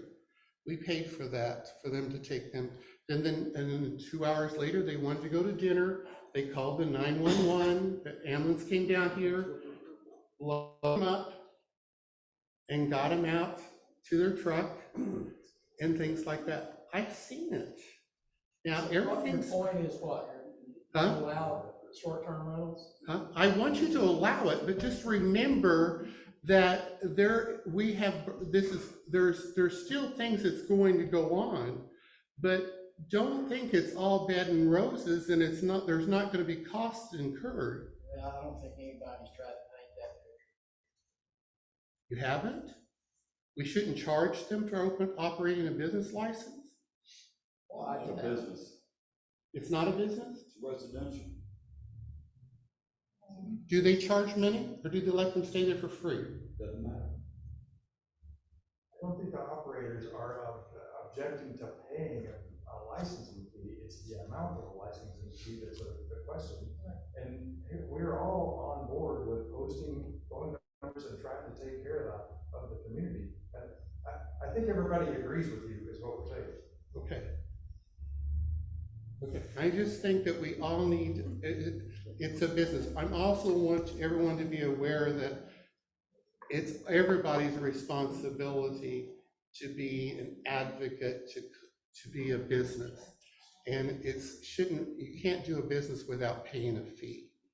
And I think I admire you all for taking the time and looking at it, because it really is, I mean, we're very lucky that we have not had any problems here, but there could be a problem down the road. So I thank you for looking at it professionally, and I admire you. Thank you. Okay, anybody else? I do. My name is Sandy Gallagher. We have 4 VRBOs. I have some concerns on the nuisance fee, the $250, $500, up to $1,000. I would like further explanation as to what the nuisance fees are and what would cause those. Is that just a neighbor calling saying, oh, someone's parking in the yard or something like that? I'm sorry, I didn't follow your. On the nuisance fee, or you got the fees and violation fees? Violations of the nuisance ordinance. Violations of the nuisance ordinance. Yeah, I don't have a paper I copy, don't know so. what they are. off the top It's like of my head, but, 250 the first, and then up to 500, yeah. 500 to 1,000 the second, the third, you're out. I would just like to know, is it just the neighbor calling because they don't like the VRBO being there? Is that gonna create us to get a $250 fine? I mean, Well, I'd like to know what that would be. if there's a violation of the nuisance ordinance, a complaint would be made with the code enforcement officer. They would have to investigate it. If it's a one-off problem, that'd probably be the end of it, as long as it was. Okay, but it's more of a addressed that continuance day. type If deal? it's an ongoing repetitive problem at the same location, then there would be a citation. Well, first step would be to get an official notification of the problem and with a time limit to address it. And then if the problem persists, then usually with 30 days later, you'd get a citation, you'd have to appear in district court, and the judge would decide what the appropriate penalties are, but yes, there's, But that's not VRBO specific, that's a violation. of- that's anything. For any residence, that's yeah. not targeting. You wouldn't. Okay, I wasn't sure, because, I'm not one that lives down there all the time, I guess just needed Maybe to. the short answer is, it wouldn't be treated any differently than any other property owner with a. But if you just get like, let's say violation that, or Code violation. our neighbor on one of our properties, says, oh, I'm tired of them having VRBOs, I'm just gonna complain. I mean, is that automatically a fine, but we do get the chance to do it? Okay, all right. Is there a way to possibly, I think the fines are a little high, especially for the first, like 250 to 500 and then 500 to 1,000. I think that's a little excessive. I'm okay with the, The only way, first of all of our fines in any of our ordinances are a maximum. So the judge can opt to fine any amount up to that. Okay. The only way of going over that maximum is if you'd have to be flagrantly, repeatedly violating that same ordinance in order for the fine to be more than the initial maximum. I thought the minimum was a little high. So, 250, maybe down to 100. It's or high something like enough that. to be an incentive to comply, but like I said, we're not going to, the code enforcement officer is not gonna write a citation the very first time he gets a complaint about a particular property. Okay, I just. He's curious about gonna that. investigate, Okay. he's gonna get with the property owner, he's gonna give them an opportunity to address the problem. If it goes away, that's the end of it. Okay. As far as the other fees, I'm fine with the $100 yearly fee or whatever. I do think we need to be grandfathered in if we've been doing it for so many years. I really think that needs to be part of this whole thing, is a grandfathered in piece. So, on the VRBOs, rather than having to go through all these new steps. And I don't care, a business No fee license for is the fine. First initial use permit. No. I should say. Yeah. Sorry, I'm not into local government, I'm more into legal. So, okay, that's all I have, thanks. All right. Anything else? Yes, sir. Can you state, just for the record, can you state your name? Yeah, my name is Mark Gibson. I have property here at Holiday Island with the VRBO. I kind of, agree with some of the stuff Damon said. I don't have a problem with permit fee. I think that, some of the stuff that's been reviewed today is kind of, like Damon said, answered by Airbnb and VRBO. They regulate us heavily. So we're already, pretty well regulated, I guess you would say. We have to watch what we do. We all have to keep our properties up, looking nice. So they're probably some of the best upkept properties in the island. So, as far as fees and stuff, I don't have a problem. I just would like to see maybe simplify to where, like she says, maybe grandfather us in and just kind of simplify the process. Another thing I'm not sure if I understood, because I haven't actually gotten a copy of the ordinance that you're proposing. But that was a proximity of where the owner lived. Did I understand that to be within 50 miles of? It's not where the owner lives, it's that we need to have a warm body to call if there's a problem. You know, somebody that's close enough by, because some of the property owners here probably live in Oregon or Kansas. Yeah, I live outside Kansas City. Yeah. So I'm 250 miles away. If there's a problem with you know, at that location, you know, we need somebody that can respond immediately. Right. Not every case, in some cases, it could be something that, you know, you could take care of over time. But if there's an issue, as an example, if there's an issue with the street being parked full of cars and blocking traffic, which we've had here, we need somebody to call to, you know, to deal with that. Correct. More likely, the kinds of problems that we've actually seen,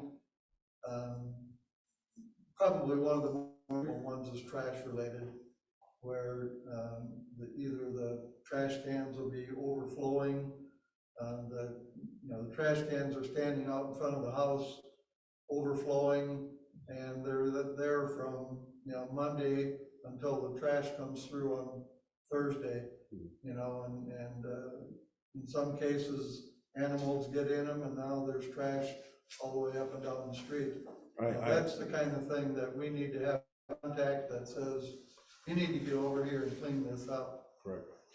So Okay, so I've got a property manager here that lives here at Holiday Island that we can list as a contact. That's All right. what we were talking about earlier, to put the 50 mile, I mean, your property manager would live in Rogers, and that would satisfy us.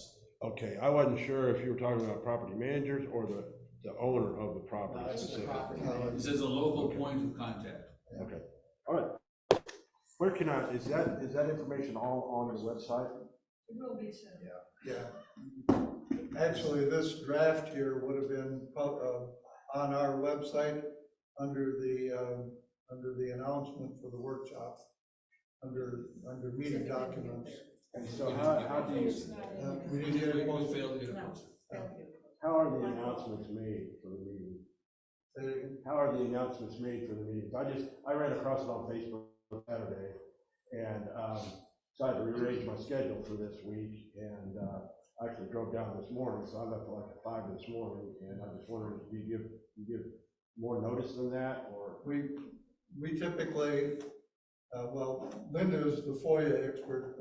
We publish it in the HICID e-newsletter, which goes to everyone that wants it, if you're a property owner out here. We publish it on all the social media sites that are groups for Holiday Island. Is that like 30 days before the meeting, or? No, it's usually within 3 or 4 days. So this meeting was posted, the initial post was done on July 20th. And then it was reposted again 2 days ago. And it was on in the the 28th. HICID newsletter a week or 2 weeks ago, something like that. Okay, I just read across it last Saturday, and I didn't know if I should be looking at, you know. And also, anyone that wants to can get on our email list for advance notice of all of our meetings. Okay. How to do that? You could call Chris at the office at holidayisland.com, email, send her an email, office@holidayisland.com, or her number is also on the city website contact page, isn't it? So you could get it by calling the central number and have the phone system direct you to her also.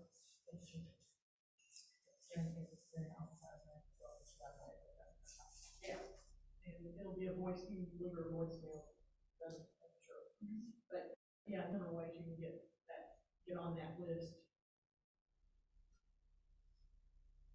Anybody else? One one more thing. You've had your chance. I- You only get one shot at it. This is important, or I wouldn't be up here. I would, after the discussion of the distance from Holiday Island, I do want to point out, I think you could just remove that altogether, because you're gonna have responsible owners that live in Oregon that are gonna have so much detail in their check-in information and instructions. It might be a small place. You're never gonna have a problem with that operator. And something that I want to point out is this is residential use, and that person is a tenant during their stay that's responsible for themselves. The sheriff can go knock on their doors. Obviously, if there's a nuisance ordinance violation, somebody's going to have to go there. That fee will have to be paid by the actual operator. And I don't remember exactly what the details are in this, but they should lose their conditional use permit if there's multiple infractions on that. But what I'm going to tell in my, if I had a arrival information there, it's that I have the potential, and this is what you're referring to in posting these regulations, I will potentially get charged $250 for a nuisance infraction as the first offense. And you know who's going to pay that $250? My guest, because I'm going to turn around and charge that to their card because they are the ones who are responsible for that action, and that will be portrayed in their rental agreement that they're responsible for these things. And also it says in their rental agreement, basically, if anybody has any complaints, I can go there and eject, and because they're transient guests, they don't have an official contract. It's more like a motel stay. You can actually eject them with the sheriff. You don't have to go through an eviction process. You just say, we're drawing the line in the sand. You're out here, you've broken the rental permit. So I don't know that there necessarily needs to be, yes. Do we all feel much better if there's somebody here in the community to run over there and straighten that situation out? Sure, but the sheriff is responsible for orderly conduct, and all these pieces of the equation can be handled from Oregon. Even if it's people parking in the street, are they immediately going to get their Jeeps out of there? That person in Oregon is probably going to call and say, please remove your Jeeps.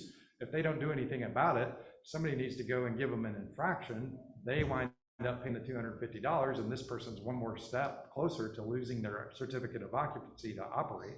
So I don't necessarily know. I mean, sure, does it feel a lot better if we have the local agent? Yeah, but is it a requirement? I think you could remove it and you would still have protections of weeding out those problematic situations as we went.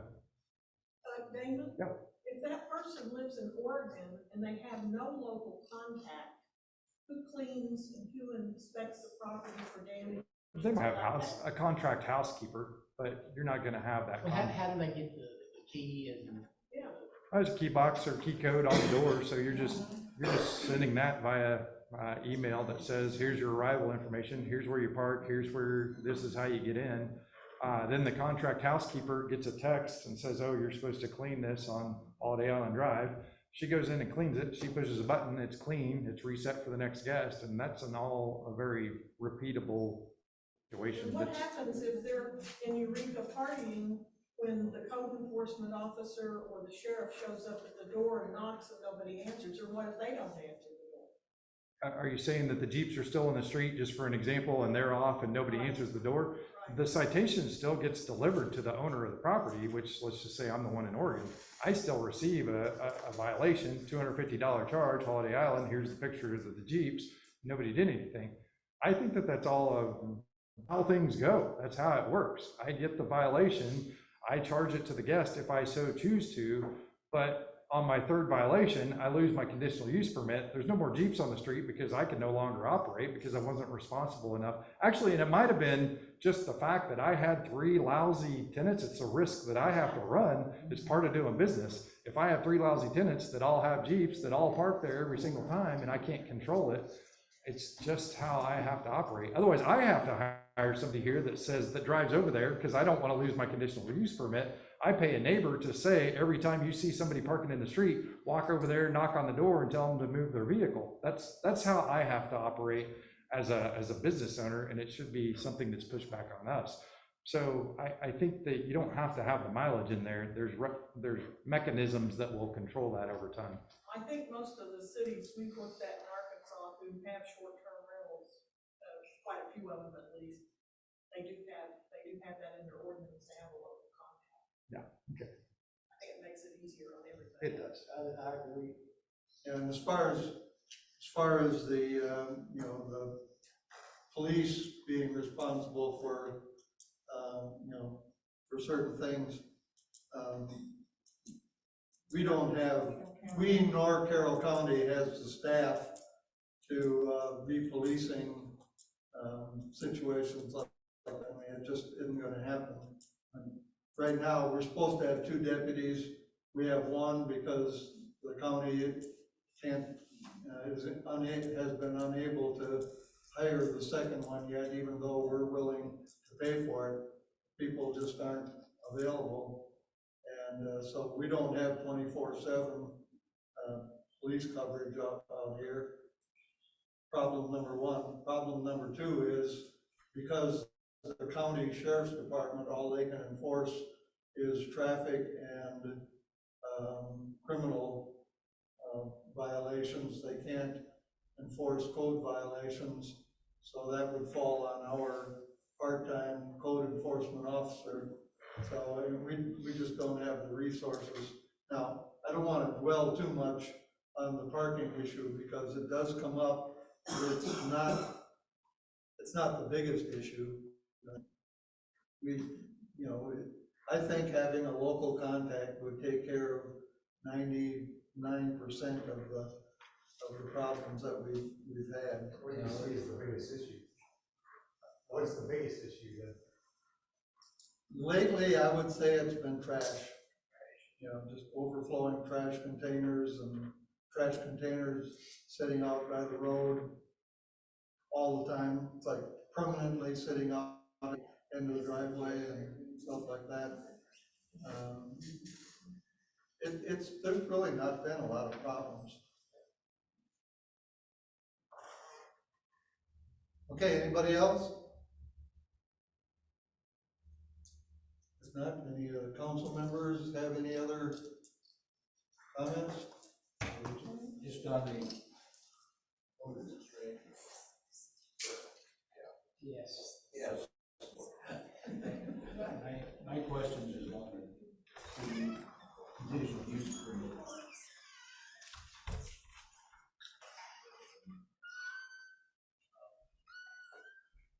What's your question, Ken? The question is, how are we going to handle it? Are we going to grandfather the existing people in without it? Did we come up with that as a final?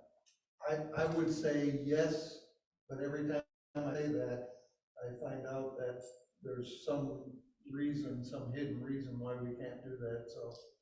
That will be our objective. If it's, provided we don't have to change our zoning ordinances to allow for grandfathering or something like that, because then we'd have to have, by state law, we'd have to have public hearings to change our zoning ordinance. If we can come up with a shortcutted way of grandfathering, I think that would be. Is it your intention to have it on the next agenda, the next council meeting? Do what? Will I have it on the next council meeting? I can put it on the agenda. Only for discussion. We are so far along, or a long way away from having anything to consider for passage. We can have an update on what we're thinking about it, I guess, at the next meeting. I'd like to think about it. Then, we can't go ahead and change the zoning ordinance to take the conditional use requirement out of those. I mean, there still are ones. What's your point? I've lost. My question is, we're going back to the planning commission, where we said that it's short-term rentals under R1 requires a conditional use thing. The zoning ordinance right now already says that short-term rentals are a conditional use. My question is, why do we have to do that? The answer was because our discussion when we decided to do it was so that the public would know that the property in my neighborhood is being changed from a single-family residence or multifamily to a rental. to inform the public of what may be happening in their neighborhood. And that That was the requires discussion we a had. public hearing and. Right, so that the public is notified that this is about to happen. It's my impression that the discussion during the workshop has been that we would grandfather in those existing ones, not have to go through the public hearing. Or we could still have a lot of public hearings. So, Is that pretty common with the other cities? The ones I looked at, yes. Yeah, you would have, every time that somebody wanted to open a vacation rental, they would have to have a public hearing and go to planning and get a conditional use permit. I don't think I've had any of those. And you don't really have any reason that says that, I guess you still have to limit at 200? Is that what you're? we have 150 in here, about 10% of our resident units. And that was just a number we pulled out of the air.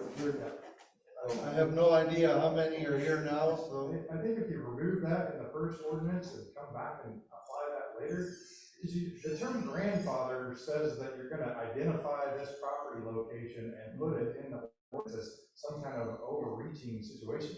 If you just open up conditional use permit that everybody applies and there's no limit to it right off the bat, we're all just gonna go and apply. I don't have to be grandfathered in. You don't have anything that says that I can't have my conditional use permit. Therefore, this is really just a tracking mechanism, which is what it should be, so that you get your arms around how many there are. I think Damon makes a valid point. If we don't put that initially in the ordinance initially, but wait and see how many come forward, how many we get on a list, and then we can calculate how many more would we want to have. And, you know, I'd be the first to admit that there's gotta be some logic based on the limit. You know, if you say we're gonna limit it to 10% of all those structures in Holiday Island, why, what's magic about 10%? What, you know, why not 30% or, you know? Well, Or maybe you don't need to limit it because market saturation will take care of it. I don't think it'll hurt you to have 150 in it, because you probably don't have half that many. I think you have 150. But I think you have 150 or approaching that. Yeah. It just might not be in Holiday Island city limits. It's hard to tell online. yeah. As a point of reference, Fayetteville has a cap in their ordinance of 2% of the dwelling units. And so that is at 894. And when this article was published, it said they had 374 active. Only 2%. Fayetteville's not a resort area either, No. so I think that's logical. Well, as long as we come up with the means of bringing.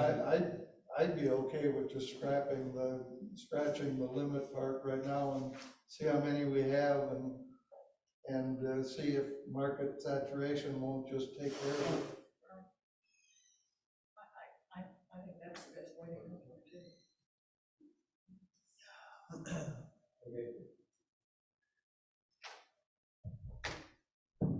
Okay, anything else? Are we going down to the next section?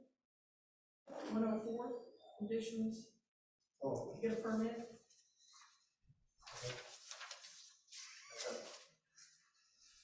We just covered. I think we're gonna have to, you know, anybody that wants to take a shot at this conditional use permit verbiage in here, you know, go ahead and shoot me your ideas on it, and we'll see if we can come up with something kind of wording. I don't want to make this complicated, but I also don't want to have to go back and change our zoning ordinance because it's such a pain in the butt. Well, the way I look at it is we're already grandfathering in without saying anything about it, accessory buildings, stuff like that. Aren't we? Yeah. And a number of other conditions that exist that are not really allowed in our zoning as it is. True. What's different about this? You know? No, that's a good You argument. don't have to say anything anywhere about That's a good argument. And, yeah. In other words, anything that existed prior to the first version of the ordinance that was approved is okay until you change something on that property. How long, put this in and you'll have to get it. Are we gonna have to have a start date or, I mean, that would, And that's where I thought the start date of when we passed that first version of the ordinance was the start date. no, I meant though, okay. We're you've got- gonna have to. You've we're got gonna have to 75 figure or out- 100, 150 people out there that have VRBOs now. And you're gonna have to give a cutoff date as to when they get their permit and that.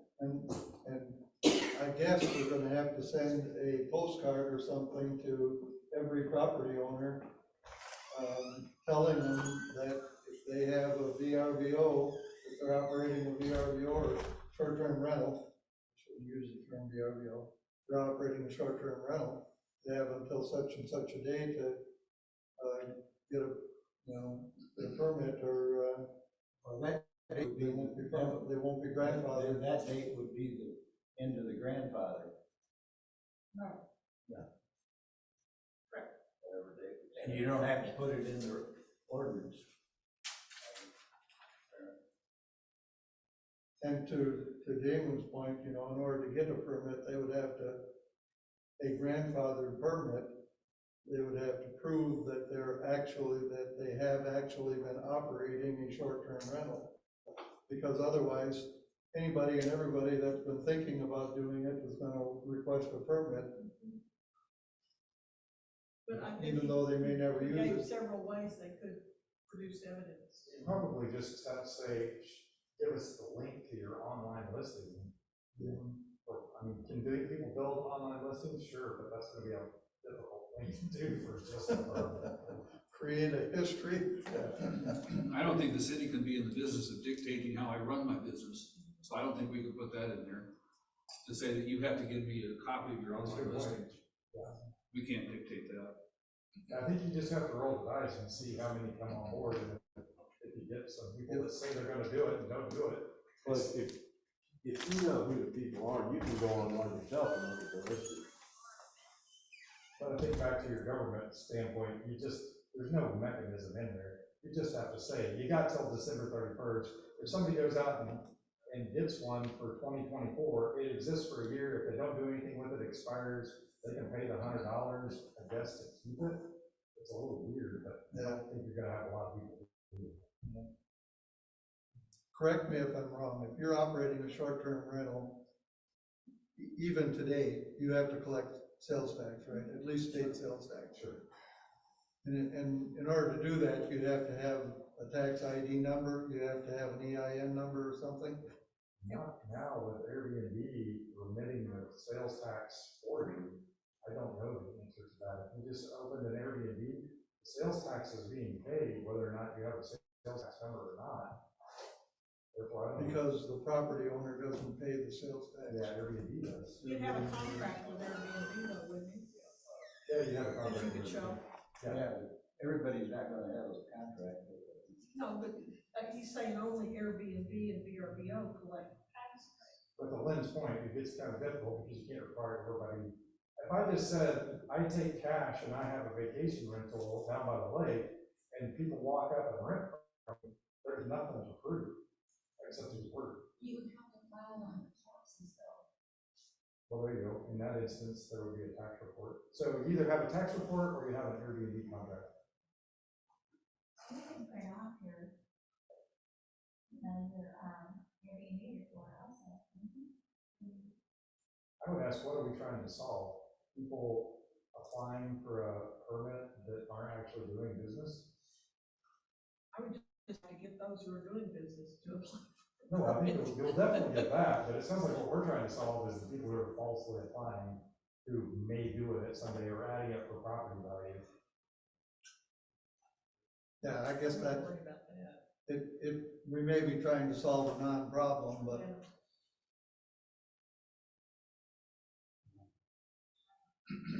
okay. I would would say also, I think this room today showed that I think most people are present. You know, and we're representing most of the, you know, short-term rentals that are here now. So, Yeah. I don't think you need to send postcards out, but if you do like an announcement, you know, most of us know, and we definitely comply. I think it's the fact that, the show of people here today looks to me as if most of them are Airbnb or VRBO owners. And just the fact that they cared enough about it to show up today says something. The fact that we don't have a lot of opposition here says something. Yeah, I guess I'm a little surprised that there weren't any people saying, not in my neighborhood. But You were the closest. I guess maybe that all happened at the first workshop we had. Even that was minimal. It was. I mean, If we do the third item on the list here, On the agenda we were talking about? The possibility of a A&P tax? Is that what you're asking about, Ken? We can talk about that. are we gonna finish going through the ordinance or not? I thought we were. Let's- Are we gonna We what? haven't gone through. Linda has more comments. Oh, yes, go ahead.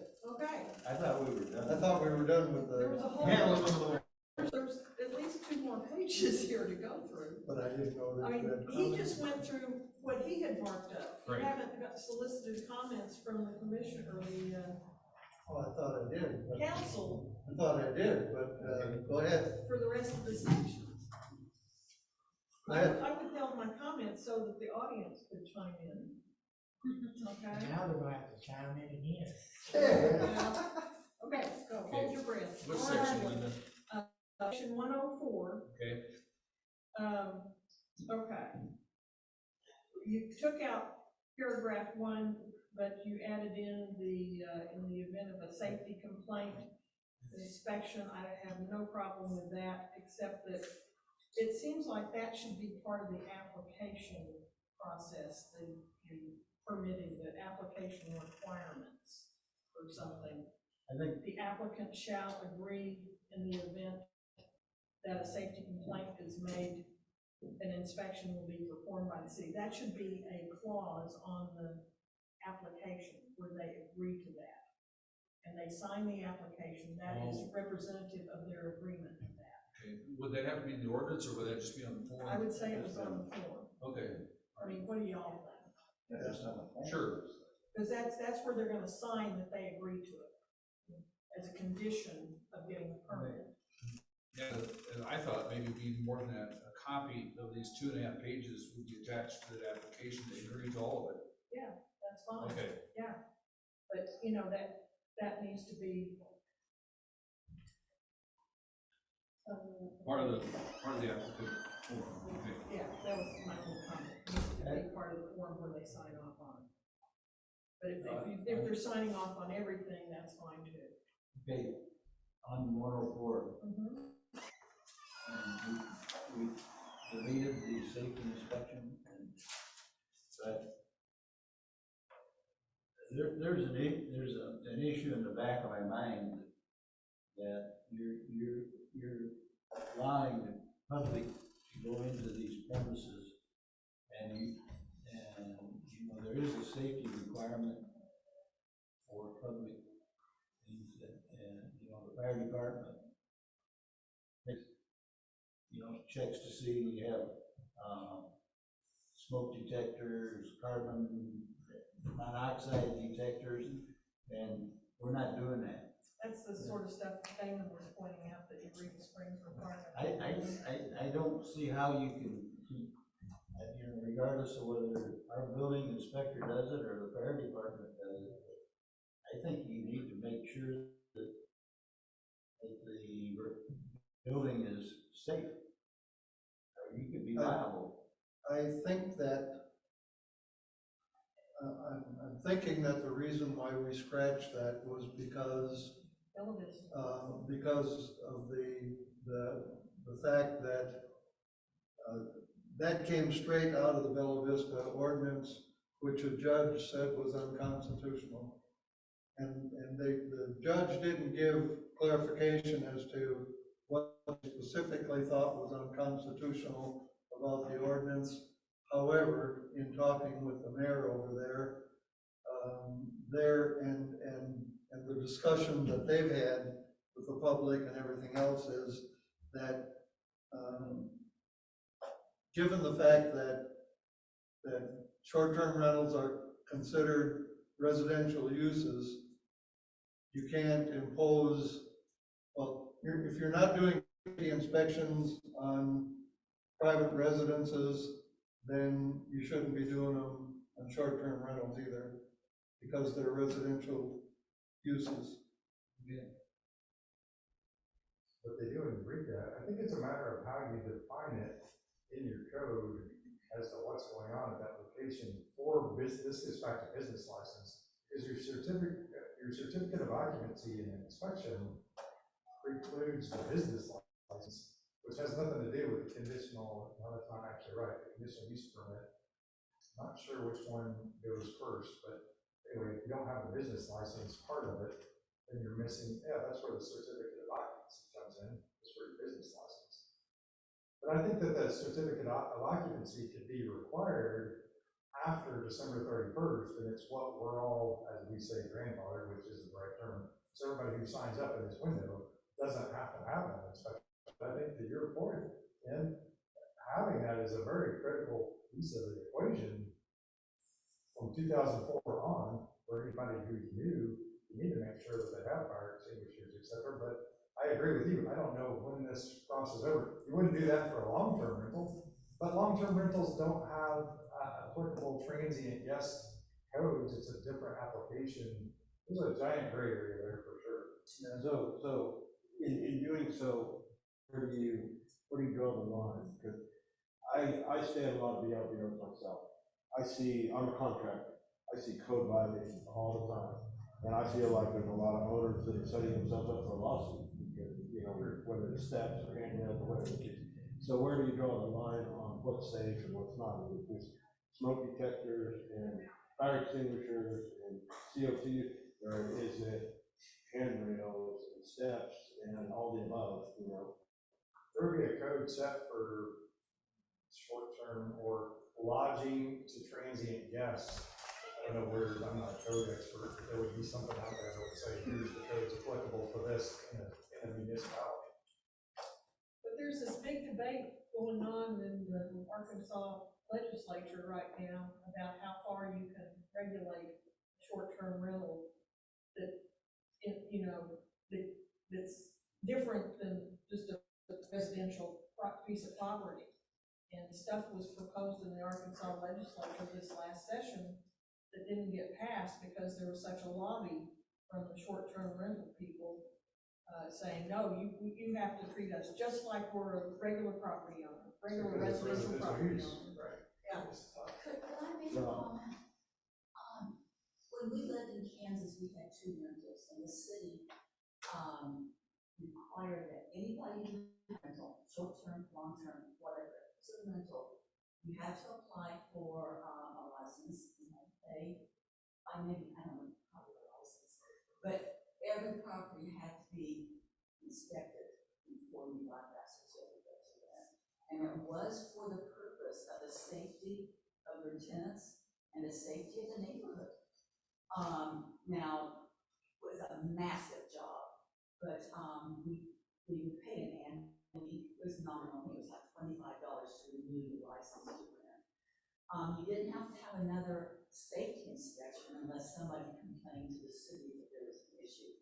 And then they went out, did an inspection, and you had to correct that problem if they warranted it. But I know it's just another issue, but really making some revenue, but everybody in the city will be comfortable with knowing that some of these properties are being taken care of. And it will eliminate those people who want to just get on the slide business going under the table, so to speak, if they have to have their properties inspected.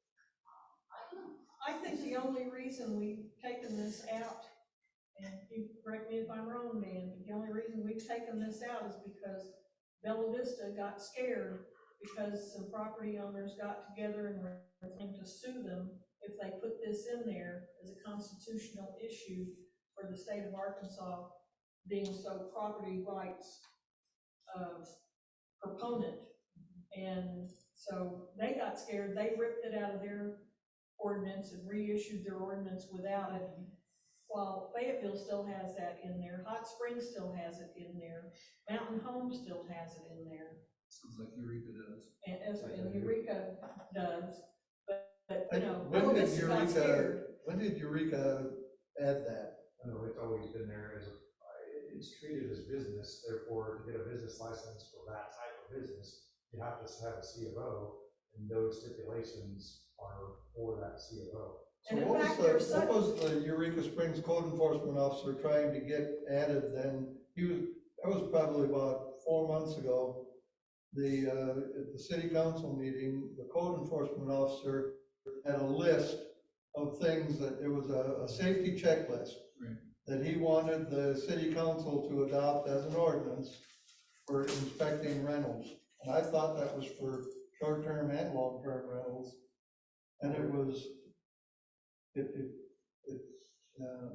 was right after he first started with the city, and he started doing inspections and found, just copious numbers of code violations and stuff like that. And there's no inspection process for long-term rentals because there's no licensing required for long-term rentals. Therefore, I think that's the bridge they're trying to cross because that's where the biggest rub is in the weekend.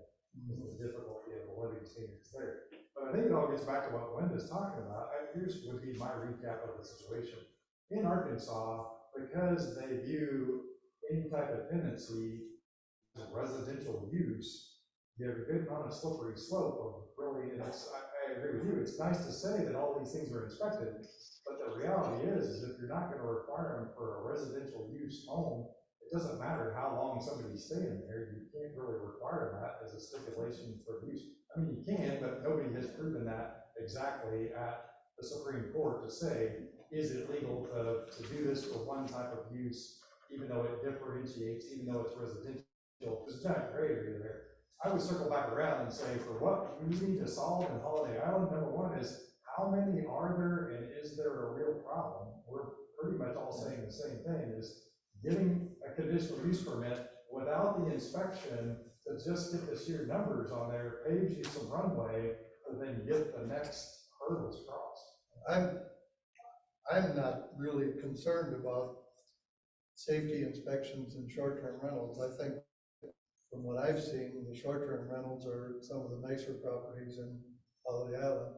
We have a heck of a problem with long-term rentals in Holiday Island. With just the landlords, absentee landlords not maintaining the property. And that, if we want to pass an ordinance, that's where we probably need it. And I have to say, with Airbnb and have to list, you know, you have the fire extinguisher, all these items. So if somebody shows up and we don't, they can report us. And if we did do an inspection of a short-term rental, we would have to be inspecting it to the residential code, not to any kind of commercial code. Like we wouldn't be able to go in there and say, well, you don't have a fire escape, you got a 3-story building here off the backside of the, and you don't have a fire escape, so, you know, that violates some, you know, hotel code or something like that. I wouldn't even know what to inspect a short-term rental to, other than the Arkansas Fire Protection Code, which is basically the Arkansas Building Code. Okay, but we've left in there that if there's a complaint from a tenant about safety concerns, that we can come in and do an inspection. So what are we going to inspect? Good question. I don't know what we would. The more it comes to the surface, the more the whole thing just needs to come out as a section from your perspective. I'm not sure how the city can be liable for a safety issue on someone else's property. You could also have recommended features, and then, you know, put that on your website and push it to some degree. If it's something like, exposed wiring or something like that, you know, just bare 220-volt wire circuits, something like that, then, you know, our fire chief could shut it down based on the fact that it's a fire code.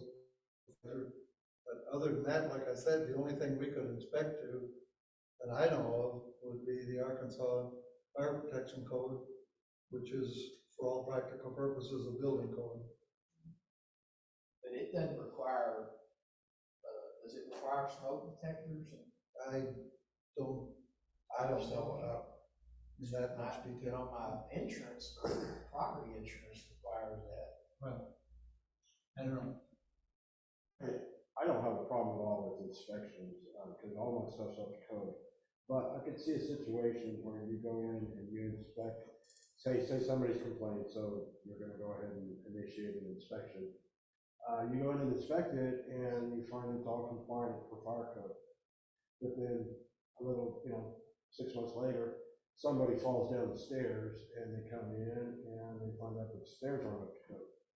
And then they come in and they find out that you've done an inspection earlier, and you didn't catch the stair. That's where I could see you setting yourself up for liability. Except for municipal immunity in Arkansas. That would cover that, I think.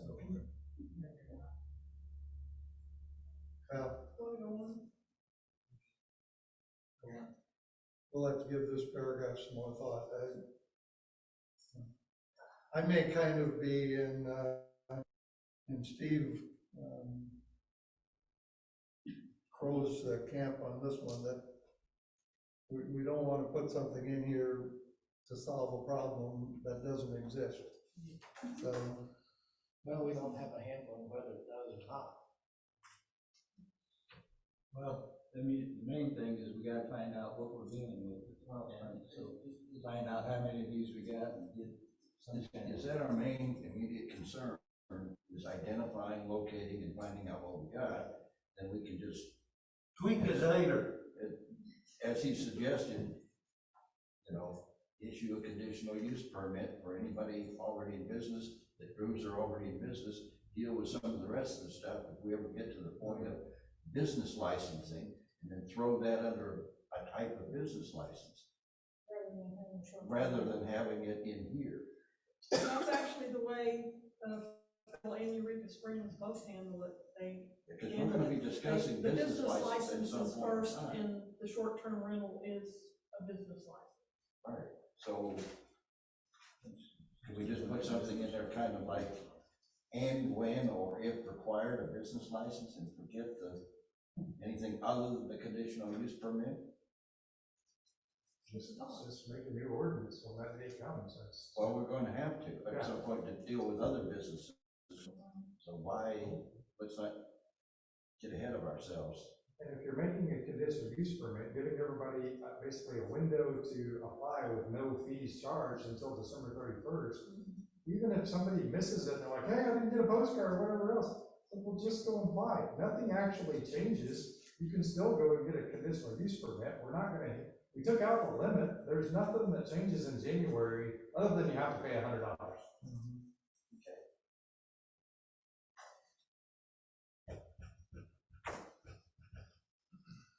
okay, Can we assume that every neighbor knows that my neighborhood has an STR in it? Can we really assume that? No, I don't know who's in my But once everybody's reported, that is gonna report, at least we'll have that information. Okay, but I'm just thinking in terms of the reason and the purpose for conditional use permits and informing the public. Well, it hasn't bothered them, it's been there for 2 years, 3 years, 4 years. Well, I'm with you on that, Ken, too, and I'm thinking, I know there's a couple close to me. And it hasn't been bothered, hasn't it? I don't know that I needed to be informed that they were. Living here, that they are here. Well, that- somewhere? So I was just thinking, If maybe, you wanna go back, into the thing with the people that filed the lawsuit against, requiring an inspection. So how can you not, exempt them from the conditional use permit? If you wanna, if you wanna argue law, it's the same damn thing. What are you saying? I say, how can you not, if you're saying you can't do it, require an inspection to get a permit, how can you say you gotta get a conditional use permit? I would say it's because in the code, you have defined that use as something that's not specifically viable, even though you're. Well, I know, but it's unconstitutional. I don't know that it would It's be. depriving me of my rights. To do what? No, because we could say that you can't park your commercial vehicle in the street as well. Zoning is different than Correct. ordinances. But that district court ruling in Bella Vista did not set precedent. I know, well, all I'm saying is, to me, it's the same thing. Yeah, that was just a judge's opinion. But it is going to the Supreme Court. If you're using the argument that it's a residential and you can't restrict what I can do with it, it's the same thing. Then we're not zoning, throw out all the damn zoning. Did the We Supreme Court can't do not, that. did the Supreme Court not expand on the R1 usage? Or was that? Anyway, I don't wanna argue about it It anymore. hasn't gone to the I'm Supreme just, it's Court not yet. gone. I thought you said that they've already designated that a VRBO or an SRT is R1 use. That's the precedent that they're going on for this, but that hasn't been cited specifically. But in zoning, let's say you can say you can't put a trailer in a driveway, correct? right, I mean, that's still residential use, except you can be very specific. That's all we're saying is if there's a dollar value going through and people staying less than 30 days, you can exempt that as something specific from the city level that says that's not an allowed use, and then come back over the top. I think that's how you do it. That's not what's under consideration. I don't know. But I agree with you, and it is a little broad brush there. It's residential use, it's residential use. Right. One thing I would add is that a piece of this from an alderman's perspective is we need to know economically where is Holiday Island headed, and what percentage of the overall dwelling units are used for monetary purposes at all. Right. Even though it's not commercial, it's still residential, but where is the residential revenue and volume coming from? So that would be my justification to say, that's why we need a conditional use permit. We're not trying to limit anybody, we're just trying to figure out what's going on economically in Holiday Island. Nobody has a problem with that. Do the same thing with the permit. Anyway, let's go. Okay, in, item 2, it says the short-term rental shall have posted within the structure. Several people have made the point today that we should not need the name and address of the property owner posted in public view. I think that's wrong, so I would be against that. I would think the local point of contact, that should be posted or part of that, thing that's at the residence, whether it's in the QR code or what, but, it should be posted in some manner. So you're saying replace property owner with local contact, Only or do. remove the property owner? But the application for conditional use or It'll business still permit have it. would be in the property owner's name, right? Yeah, But that's not. That would be a public record. that's public record, yeah. But you Who still owns have that to- address? We could look that up ourselves. but it might be owned by ABC Incorporated, That's so you true. really don't know who the property owner is. That's So true. that'll do more work. In Eureka Springs, you put the owner and the agent on your business license or conditional use permit, so you would have them both posted. Right. But you would just live. The business license has to be, when we get to that point, it'll be posted anyway in the property. So, So it sounds to me like we need to pause on the short-term rental information and get to work on a business license requirements, and it may eliminate the need for this whole Well, the ordinance is gonna be in the business license ordinance, or it's gonna be in a special short-term ordinance. I mean, it'll be in an ordinance somewhere. So, like I said, Eureka just sticks the text that we're reading right now in their business license ordinance. Well, I guess that's what I'm saying, I don't wanna pass this ordinance or get to the point where we pass this, then go back and work on a business license ordinance that will only the need for this ordinance.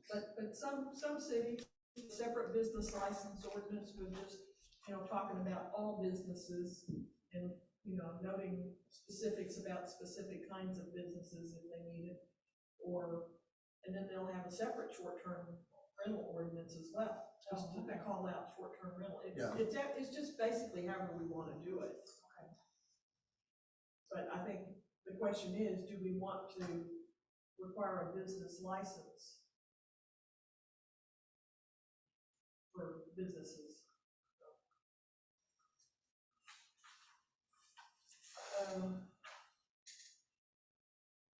There's a typo in that paragraph. It says, include a telephone number, property and owner, and the local point of contact for the short-term rental. And instead of the city, and of the city nuisance ordinance requirements. Insert the word a copy. Or a copy. A copy. I just inserted That's this the word 2 minutes copy, ago. that's what I had put in there. Okay, A copy of. all right, Yep. I got that. Copy of the city parking ordinance, a copy of the notice, a notice to all persons that guess local points of contact or property owners may be cited for violations.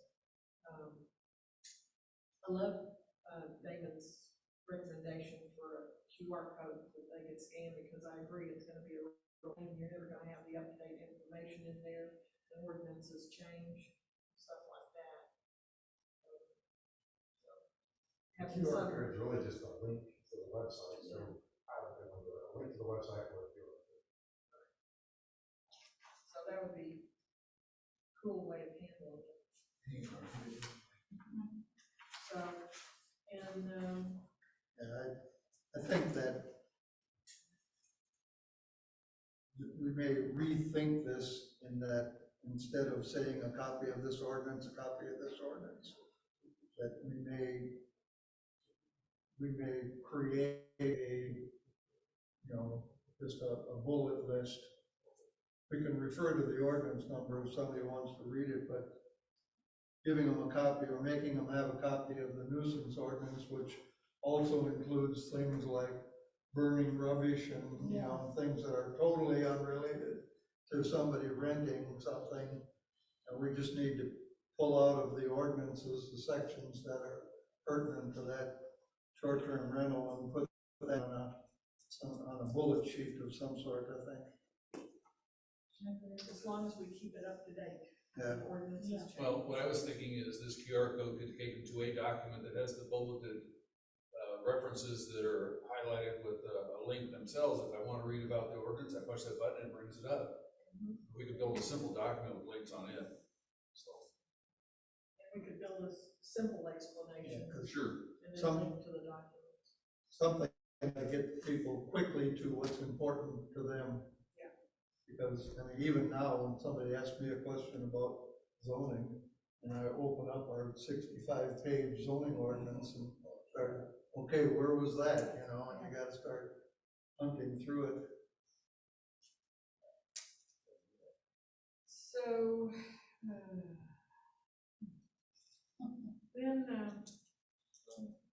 moving on down. Should we note, is it something that we would note the maximum occupancy, because you talk about, under occupancy limits down here, should we have a note on the permit what the maximum occupancy is, given the number of bedrooms and what have you? Should that be noted on the permit issue?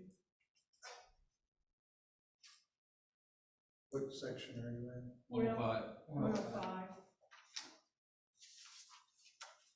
Because we're gonna have we're gonna agree that,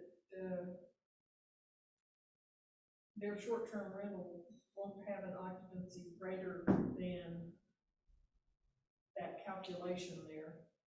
So should the permit itself have maximum occupancy that is the calculated amount? Gamer? I'll defer to our resident No, expert. I think this is a pretty straightforward, I would just say yes, because that way, whoever is checking. Clear to everybody, Yeah, clear to everybody. for everybody and whoever's taking it at that, because somebody's gonna complain and say, hey, I think they have 4 sets of bunk in the basement. The clerk at the city is gonna go look at the permit, see what that actually is, then go look at the Airbnb listing and say, oh, looks like you're right, it says it's 16, should be 8.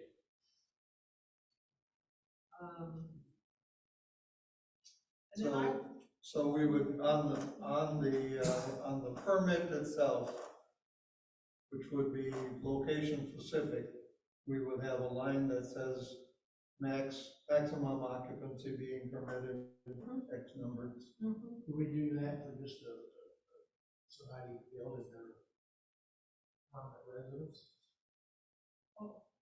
I don't think they're limited. They're limited on parking, but they aren't limited on how many people live there, are they? No. But they are, they do look at parking or issues, look for this.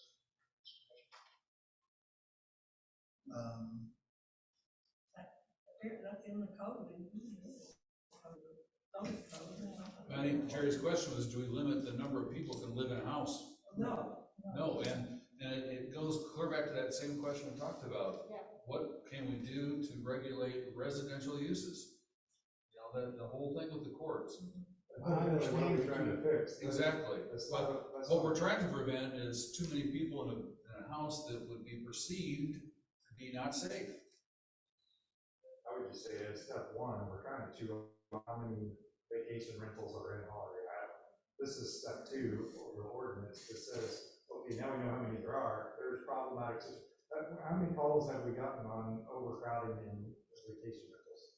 We're trying to solve something here in the first round of the ordinance that doesn't happen across.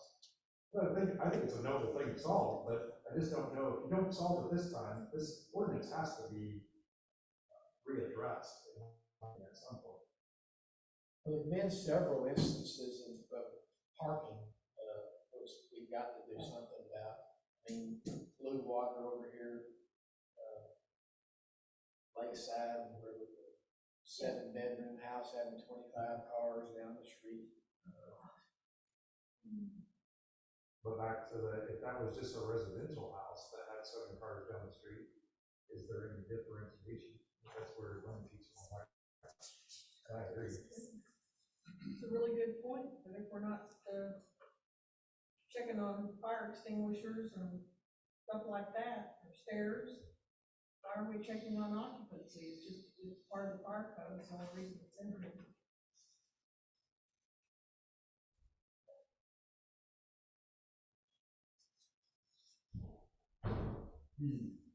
I think every homeowner I don't think, will have, and should actually have smoke detectors and fire extinguishers. I mean, it's your equity.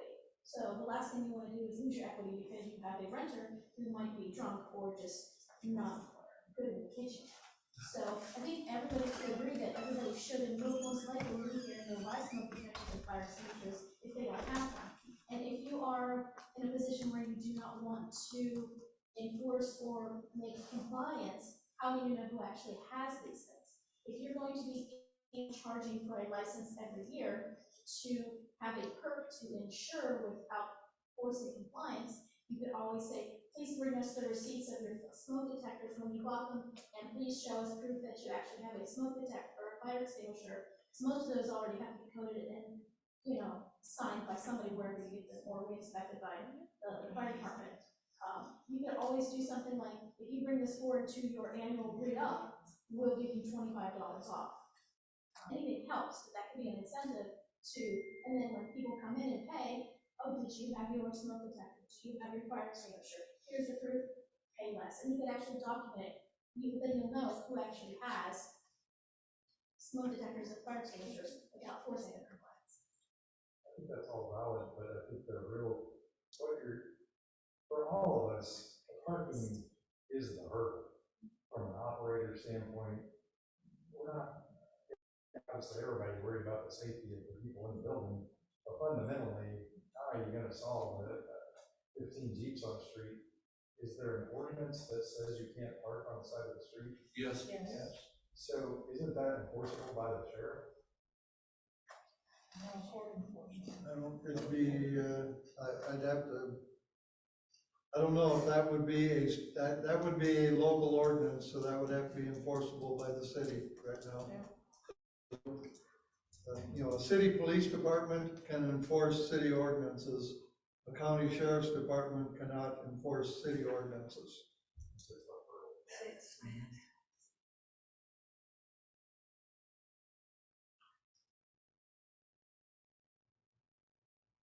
How about a citizen's arrest?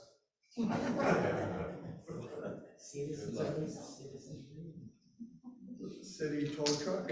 Right. Code enforcement them. As a city, when will we have our own police department? But As a city, when will we have our own police department? when we come up with about $800,000 a year in revenue to operate a police department, 'cause that's That's a hurdle. yeah. We can't just move the business license to $400.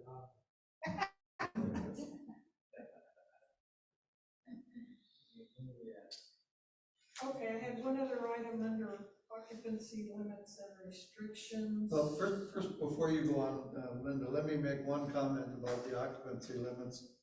Now, 3 guests per bedroom plus 2, that's a lot of people That's a already. lot I of don't know that that's gonna be a problem.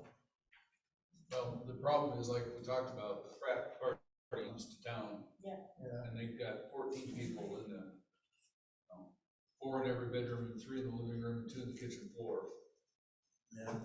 That's happened one time, so. I know. If But if we don't have it in our statute and our regulations, we can't cite them for violating anything. That's true. Fix Well, it. there'd be disturbing. It's still Right. a nuisance violation. In that particular case, even the property owner didn't realize what was going to be happening when he did it to a person. And the neighbors called him because they knew him, and that was the last of that problem. You know, they haven't had a reoccurring problem. So we have to have something to address it if it were to happen again at another property. Don't you have noise disturbance? Yes. All the sheriffs? But they weren't causing a noise disturbance.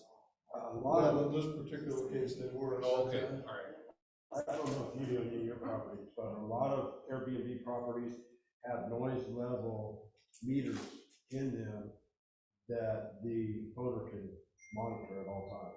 Yeah. So if they get a signal that, hey, we've got noise at this location, they're already notified before, as soon as the party starts or whatever the interruption is. So, it's, I can't say everyone has them, but there are a lot of people that do share noise meters.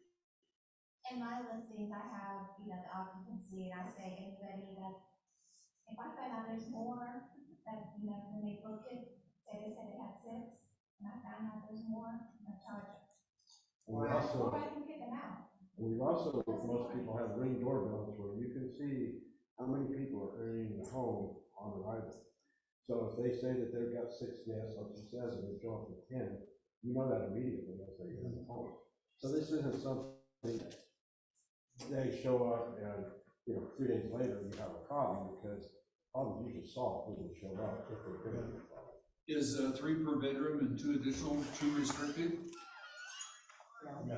Okay, for you to conduct your business. So a 3-bedroom house could have 11 guests, 11 people, that's. overnight guests. Just as an example, having been an operator of a property management company, when people start pushing houses to the limit, I caution them, because even though there might be a little more money on the table, the destruction of that house is gonna be so much higher. You're gonna get bad reviews because you can't see everybody at the dinner table. It just doesn't function well if you overpopulate a house. Are there operators out there that are gonna say, oh, well, I just want the extra $50 per night? Sure, but we're solving small problems. And I can tell you, this also came from the Bella Vista ordinance, and the reason why Bella Vista had it in there is because most of Bella Vista is on septic. And if you get too many people in a house, it overloads the septic system. So, I want to interject too, Bella Vista is a very different location, situated next to population density. The only time I ever had any problem with groups was in my houses that were over there near the corridor. Nobody wants to drive all their friends over to come over. Is there gonna be a local that might have a party once in a while? Sure, but you just don't have the repercussions that you see in the news in Holiday Island, because we're rural Arkansas. It's difficult to get to, and it's not conducive to having a big group. Is it gonna happen once in a while? Sure, but no, that's not. We don't have the problems with what you see in Bella Vista.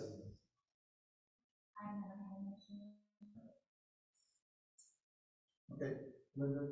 Well, I had another item that I thought needed to be in here, but I didn't see it in here. I don't know where it goes exactly. The property owner, this is what I wrote, the property owner shall ensure that they or their designated agent are available at business, during guest occupancy, including nights and weekends, and can be on site within an hour. Would not be physically on site within an hour of being notified, something on that order. Because I didn't see it listed. Other than Would that 50 text, mile. would that text be good on an agreement on the permit? Would it work there? Yeah, Okay. That we already did that. but it was sort of in there, yeah.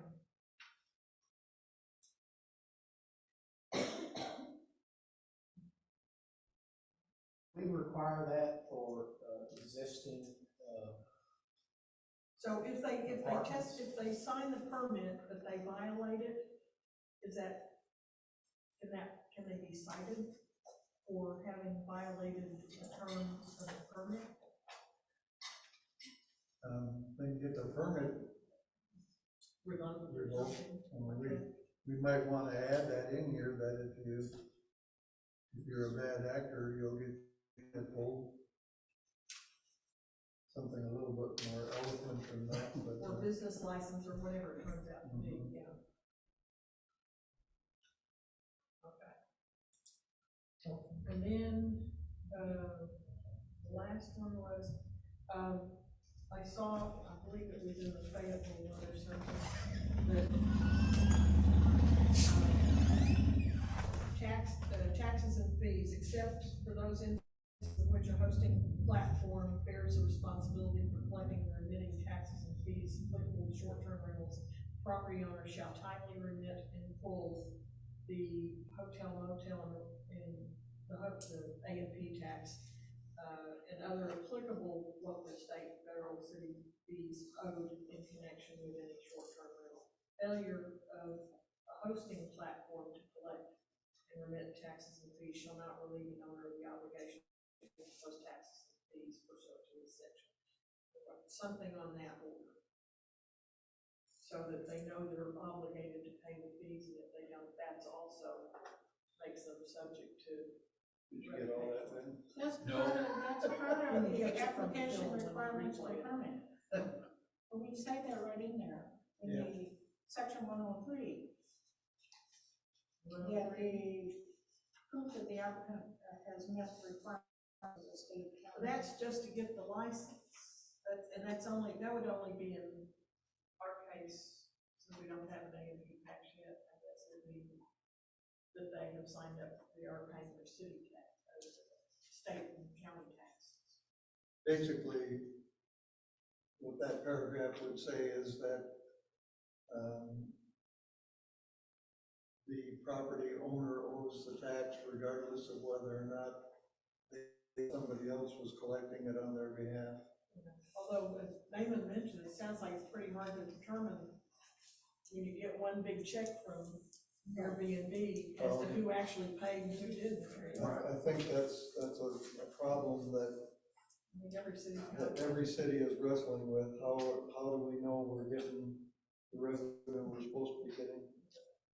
And there's, I mean, those cities that we looked at in that first workshop, they were all over the map. They mentioned that having, people were remitting their taxes on their own, or property managers doing it. I mean, it's just all over the map, so. It's because I have to remit anything that we do direct. And I actually have, that was our competition, also when we were doing it. The type of VRBO account we had was an integrated account where we collected our own taxes because we took the payments. So I was remitting VRBO and any direct reservations that Airbnb was remitting. So you couldn't clearly see what the actual tax repercussions were for my operations from the city standpoint. You just have to assume that it's right. Yeah. I would say sidestepping that in general, in the day and age that we live in, with the operators that you have here, there's really no way that you're gonna know whether or not they're remitting the tax. Unless it's just down by the marina who's running a business and has, again, cash lockup, who may or may not, those aren't what we're trying to fix. But if you're on Airbnb or VRBO, you don't have a choice. They take that right up front. VRBO would slightly be different because you would actually, depending on the account, like the CASA, they would be submitting tax. VRBO is the submitting tax for them.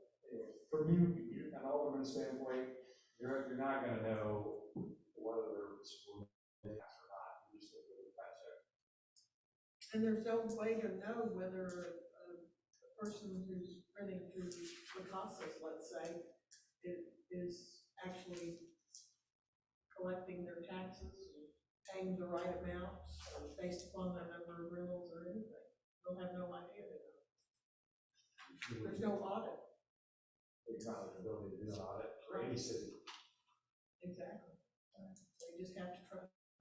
What percent of the short-term rentals do you think are actually handled by the big leagues of the rental business, like VRBO and Vacasa and Airbnb, as opposed to people just renting it out themselves?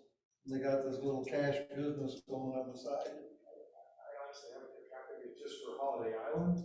I would make a wild guess to be like 30%. Maybe you're professionally managed and the rest are individuals. That's a pretty wild guess off the top of my head. Do they make that decision based upon the cut that the renting platform makes? The decision to use them? Yeah, to use Airbnb versus somebody else locally, let's say. No, your local person would just be how much involvement you want as an individual. If I don't want to be texting people, and like I have a different career and I have a house in Holiday Island, I would like to rent that out. I don't have time to answer everybody's questions and process these. That's when I'm gonna pay a percentage to a property manager to just take all that off my plate, and I'll have much less money in the end, but I don't have to go on the day-to-day. That's why I would say go put the owner's rate in there, because that particular person just happens to have an investment in Holiday Island. That agent is the one who's handling everything. But you're gonna pay highly to have that person. That's why it's only 35%. Most people are gonna be like, I'll just do it myself. Another example of a national company besides Vacasa is called Evolve, and they're more hands-off. They will handle all the customer communications, but really you're more involved with the organization of making sure you have a housekeeper and making sure that the property is maintained. They take a much lower percentage cut, but it's kind of the in-between. You're not fully engaged in the property, but also not isolated like a full service property. So most people make the decision based upon how engaged they want to be. And how much they want to spend. Because when you get a full service property manager, unless that thing's in a stellar location with a stellar property, you're not gonna make a lot of money, because the property manager, the other fees that are involved, just the maintenance of the property is gonna absorb most of your profits. Do you know what percentage Airbnb takes? For an individual, it's 3%. integrated account, it could be up to 5%. That's what that's why Airbnb is very lucrative or very appealing to an individual operator. It's a very low cost Very low solution cost. that has a lot of protections. A lot of benefits. It's very well known too. Okay. Excuse me, Verkasa charges 33%. That's why it's hard to make money from them. But aren't they also the property managers, don't they do the cleanups and all that? So there's more into it, they're full service, okay. 13% isn't cleaning, they get that on top of it. Oh, okay. We contacted my wife did, and it was a Holiday Island management company that wanted 40%. I've heard 33, 35. The competitive rates are gonna be 25, the high rates are gonna be 40%.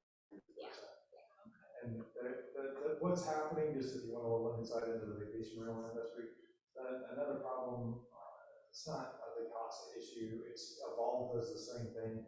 They're putting a lot of fees on the rentals that the guests have to pay that don't come back to the owner, they come into that operator's pocket. So Evolve, Vacasa, anybody who's a national brand knows, and it's really a bigger topic, it's called junk fees that you've all heard about.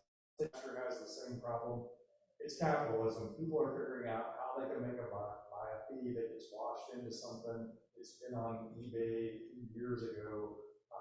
But that's the difficulty with some of these larger property management companies. I had a fee. It was 1.5% processing fee. I was early enough that I was worried about pushing that fee forward. But some of these fees, like in Orlando, the fee is 15% for the actual guest to pay to process that reservation, on top of a 10% fee to use Airbnb, on top of a sometimes 14 to 20% tax. So what looked like it was an affordable rental can add up to being unbelievable. It's like when you rent a car. Yeah, same thing. But also, Linda, back to your original question, are you asking also like how many like individuals are just renting out on their own and not using the platform? Yeah, you know, do you have any idea? I wouldn't think there are. I wouldn't think there would be many at all. No, There's a few. they're using Vrbo. At least, at the very They're least, they're something. using VRBO or Airbnb. Oh, correct. That's a Yes. different. Yeah. hat. Because you wanna get it rented, right? That's where the first place people look. It becomes a difficulty in the description of what VRBO and Airbnb are. Those are literally just OTA type platforms like .com and Expedia. They're just connecting the dots for the actual guest to the person. Whether they manage it or not is kind of a different question. Okay, thanks. Okay, I think going down to the timeshare paragraph now. There's just a typo in there, the second line, I think. The supervisory authority of the timeshare, it says and, I think it'd be are covered. Okay. And then I'm gonna take out maximum number of permit stuff.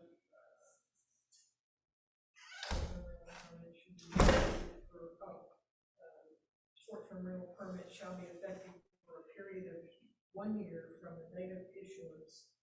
And then I think you should add in a couple more items. No permit issued pursuant to the terms of this ordinance shall be transferable to any other person or location. In other words, they can't just say, oh, I'm selling my property to this person, or I'm changing my location of the property without notifying you, in other words. I've seen that in a few cities' ordinances.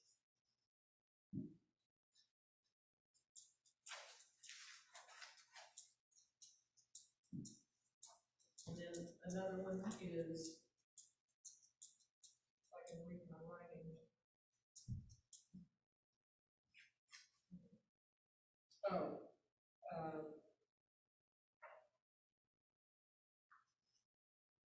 Outdoor signage advertising the short-term rental of a dwelling unit within the city of Holiday Island is strictly prohibited. However, a short-term rental may have a small sign attached to the unit at the entrance, identifying it with a special name.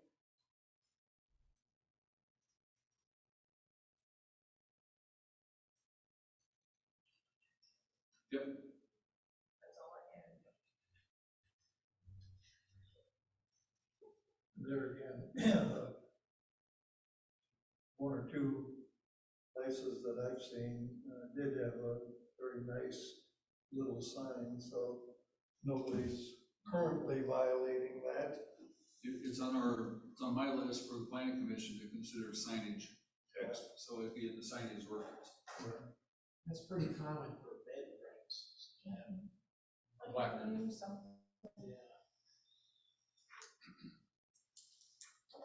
All right, anything else? It'd be lunchtime. I wanted to comment on one thing that I think is important, depending on which way you're headed with this. In section 1.02, where it says permit required, if you're going to a business license situation, I would remove permit required and just say conditional use permit required. And then what you're removing is the necessity for them to come back over here. Once you get a conditional use permit, that's gonna hold. It's your business license that will expire annually, that you renew each time. So if you wanna stick with the permit situation, I don't know how fast you're getting the business licenses, would be my point on that. I think we chose permit, and Dan probably knows better than me, but I think we chose permit because we chose not to do the business license first. So. A word, I mean, but yeah, those words could be almost interchangeable.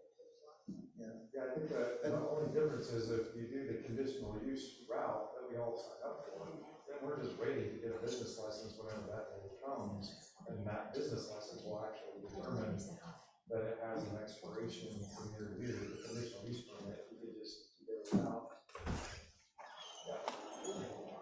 And on the timeshares, the way that relates to the timeshares, if the timeshares have, they just get the conditional use permit for a unit, and then you can figure out the business licensing for the timeshares later on. I think it somewhat eliminates the difficulty of the permitting for the timeshares, because as long as you're in that condition, in that zone, you get the conditional use permit. That's the bridge that we crossed initially. Then you don't have to worry about this business license permit situation. That becomes part of the timeshare business permit, not the conditional. I guess all I'm trying to do is simplify this particular ordinance down to where it just has the conditional use aspects and not the permit aspects. I don't know that that's where you guys want to go with it. Otherwise, you'll have to pull out all the permitting when you get the business licensing, if you're going to transition that over to business licenses. Yeah, I mean, in my mind, the license becomes a permit. It does, but I don't know what the logistics are, is that when you're rewriting two ordinances. We're gonna have to write an ordinance somewhere. Six one way out. We'll have to sit down and talk to the people over there in the timeshares just to find out what's going on anyway, because I think they're still in the process of transitioning to new owners, stuff like that, but my understanding that they get more revenue now from short-term rentals than they do from actual selling of a timeshare week. And so it'd be interesting when they sell a timeshare week, they probably don't collect sales tax on that because that's a property transaction, at least by one judge's definition. Well, think of it this way, their maintenance fee could be much like 1 week's rental. You know, about the same amount as 1 week's rental. And so they're getting multiple weeks rental out of those units that aren't being rented there. I don't know what the real answer is, because I don't know what their business situation is, but I think that it would be right for us to just pretend like we don't know that there's short-term rental activity going on there, and consequently, they need to be considered along with all the other property renters. But I think that's what they did in Bella Vista. I think they have one timeshare business there, just like we do, and I think on their rentals so far, they've just kind of give them a pass. Okay, well, we have a lot of, hopefully Lynn and Chris have been doing a good job of capturing all of this. In my document, it's blue it's blue highlights. And hopefully when we're done with the changes, we'll end up with a shorter document, not a longer document. Because we don't want to overcomplicate this, we want to address the problems. I don't know, if you take out all the stuff we've already scratched out, it may be simplified. I like the idea of the business license and the conditional use permit, instead of having a separate permitting, it's just for short-term rentals. But I don't want to wait until because that, thinking through a business license and process is going to take some work. So I think we're going to probably do a little bit of the cart before the horse here, get this passed, and then eventually maybe just roll this over. It may take a rewrite of this to incorporate this into the business and ordinance. Because there's going to be several, probably, I'm anticipating there's going to be different kinds of business permits anyway. There's going to be home business permits, there's going to be retail and commercial. All right, anything else? Motion to adjourn, or do I just wrap the gavel? I don't know, are we gonna deal with the third item on there, or? The what? On the agenda. You have one more. Possibility of A2 tax. corresponding A and P tax, I say yes. Somebody needs to volunteer to do some research on A and P tax. I know that in order to charge one, you have to have an A and P commission. I know to have an A and P commission, you have to have seven people that are in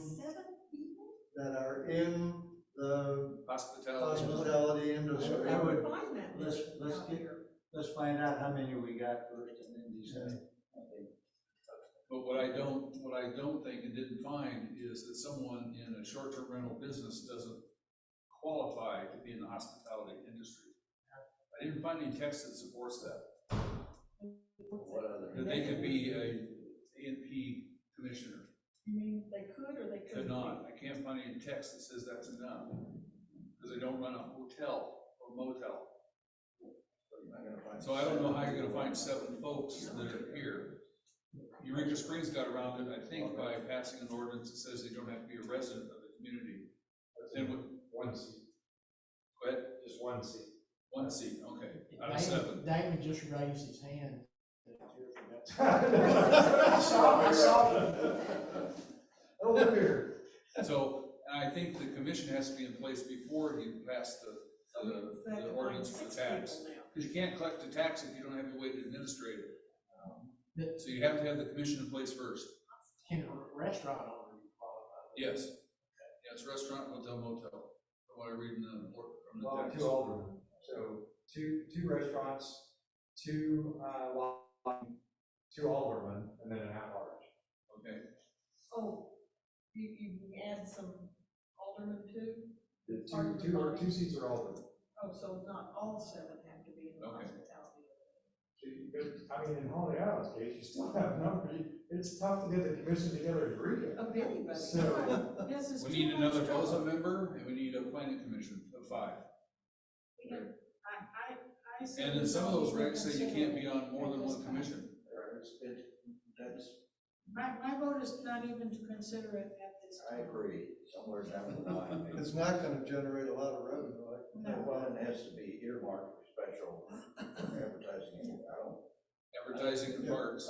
Parks. On one hand, it's not gonna generate much revenue, but on the other hand, absence of revenue is the biggest problem that Holiday Island has relative to any kind of advertising and promotion. So anything can Because be the built. district is limited by law or by court order, by lawsuit settlement as to what they can spend. And we're So the supposed whole to be- budget for city of Holiday Island is about $25,000. Whereas the A&P commission in Eureka Springs is how many millions? Yeah.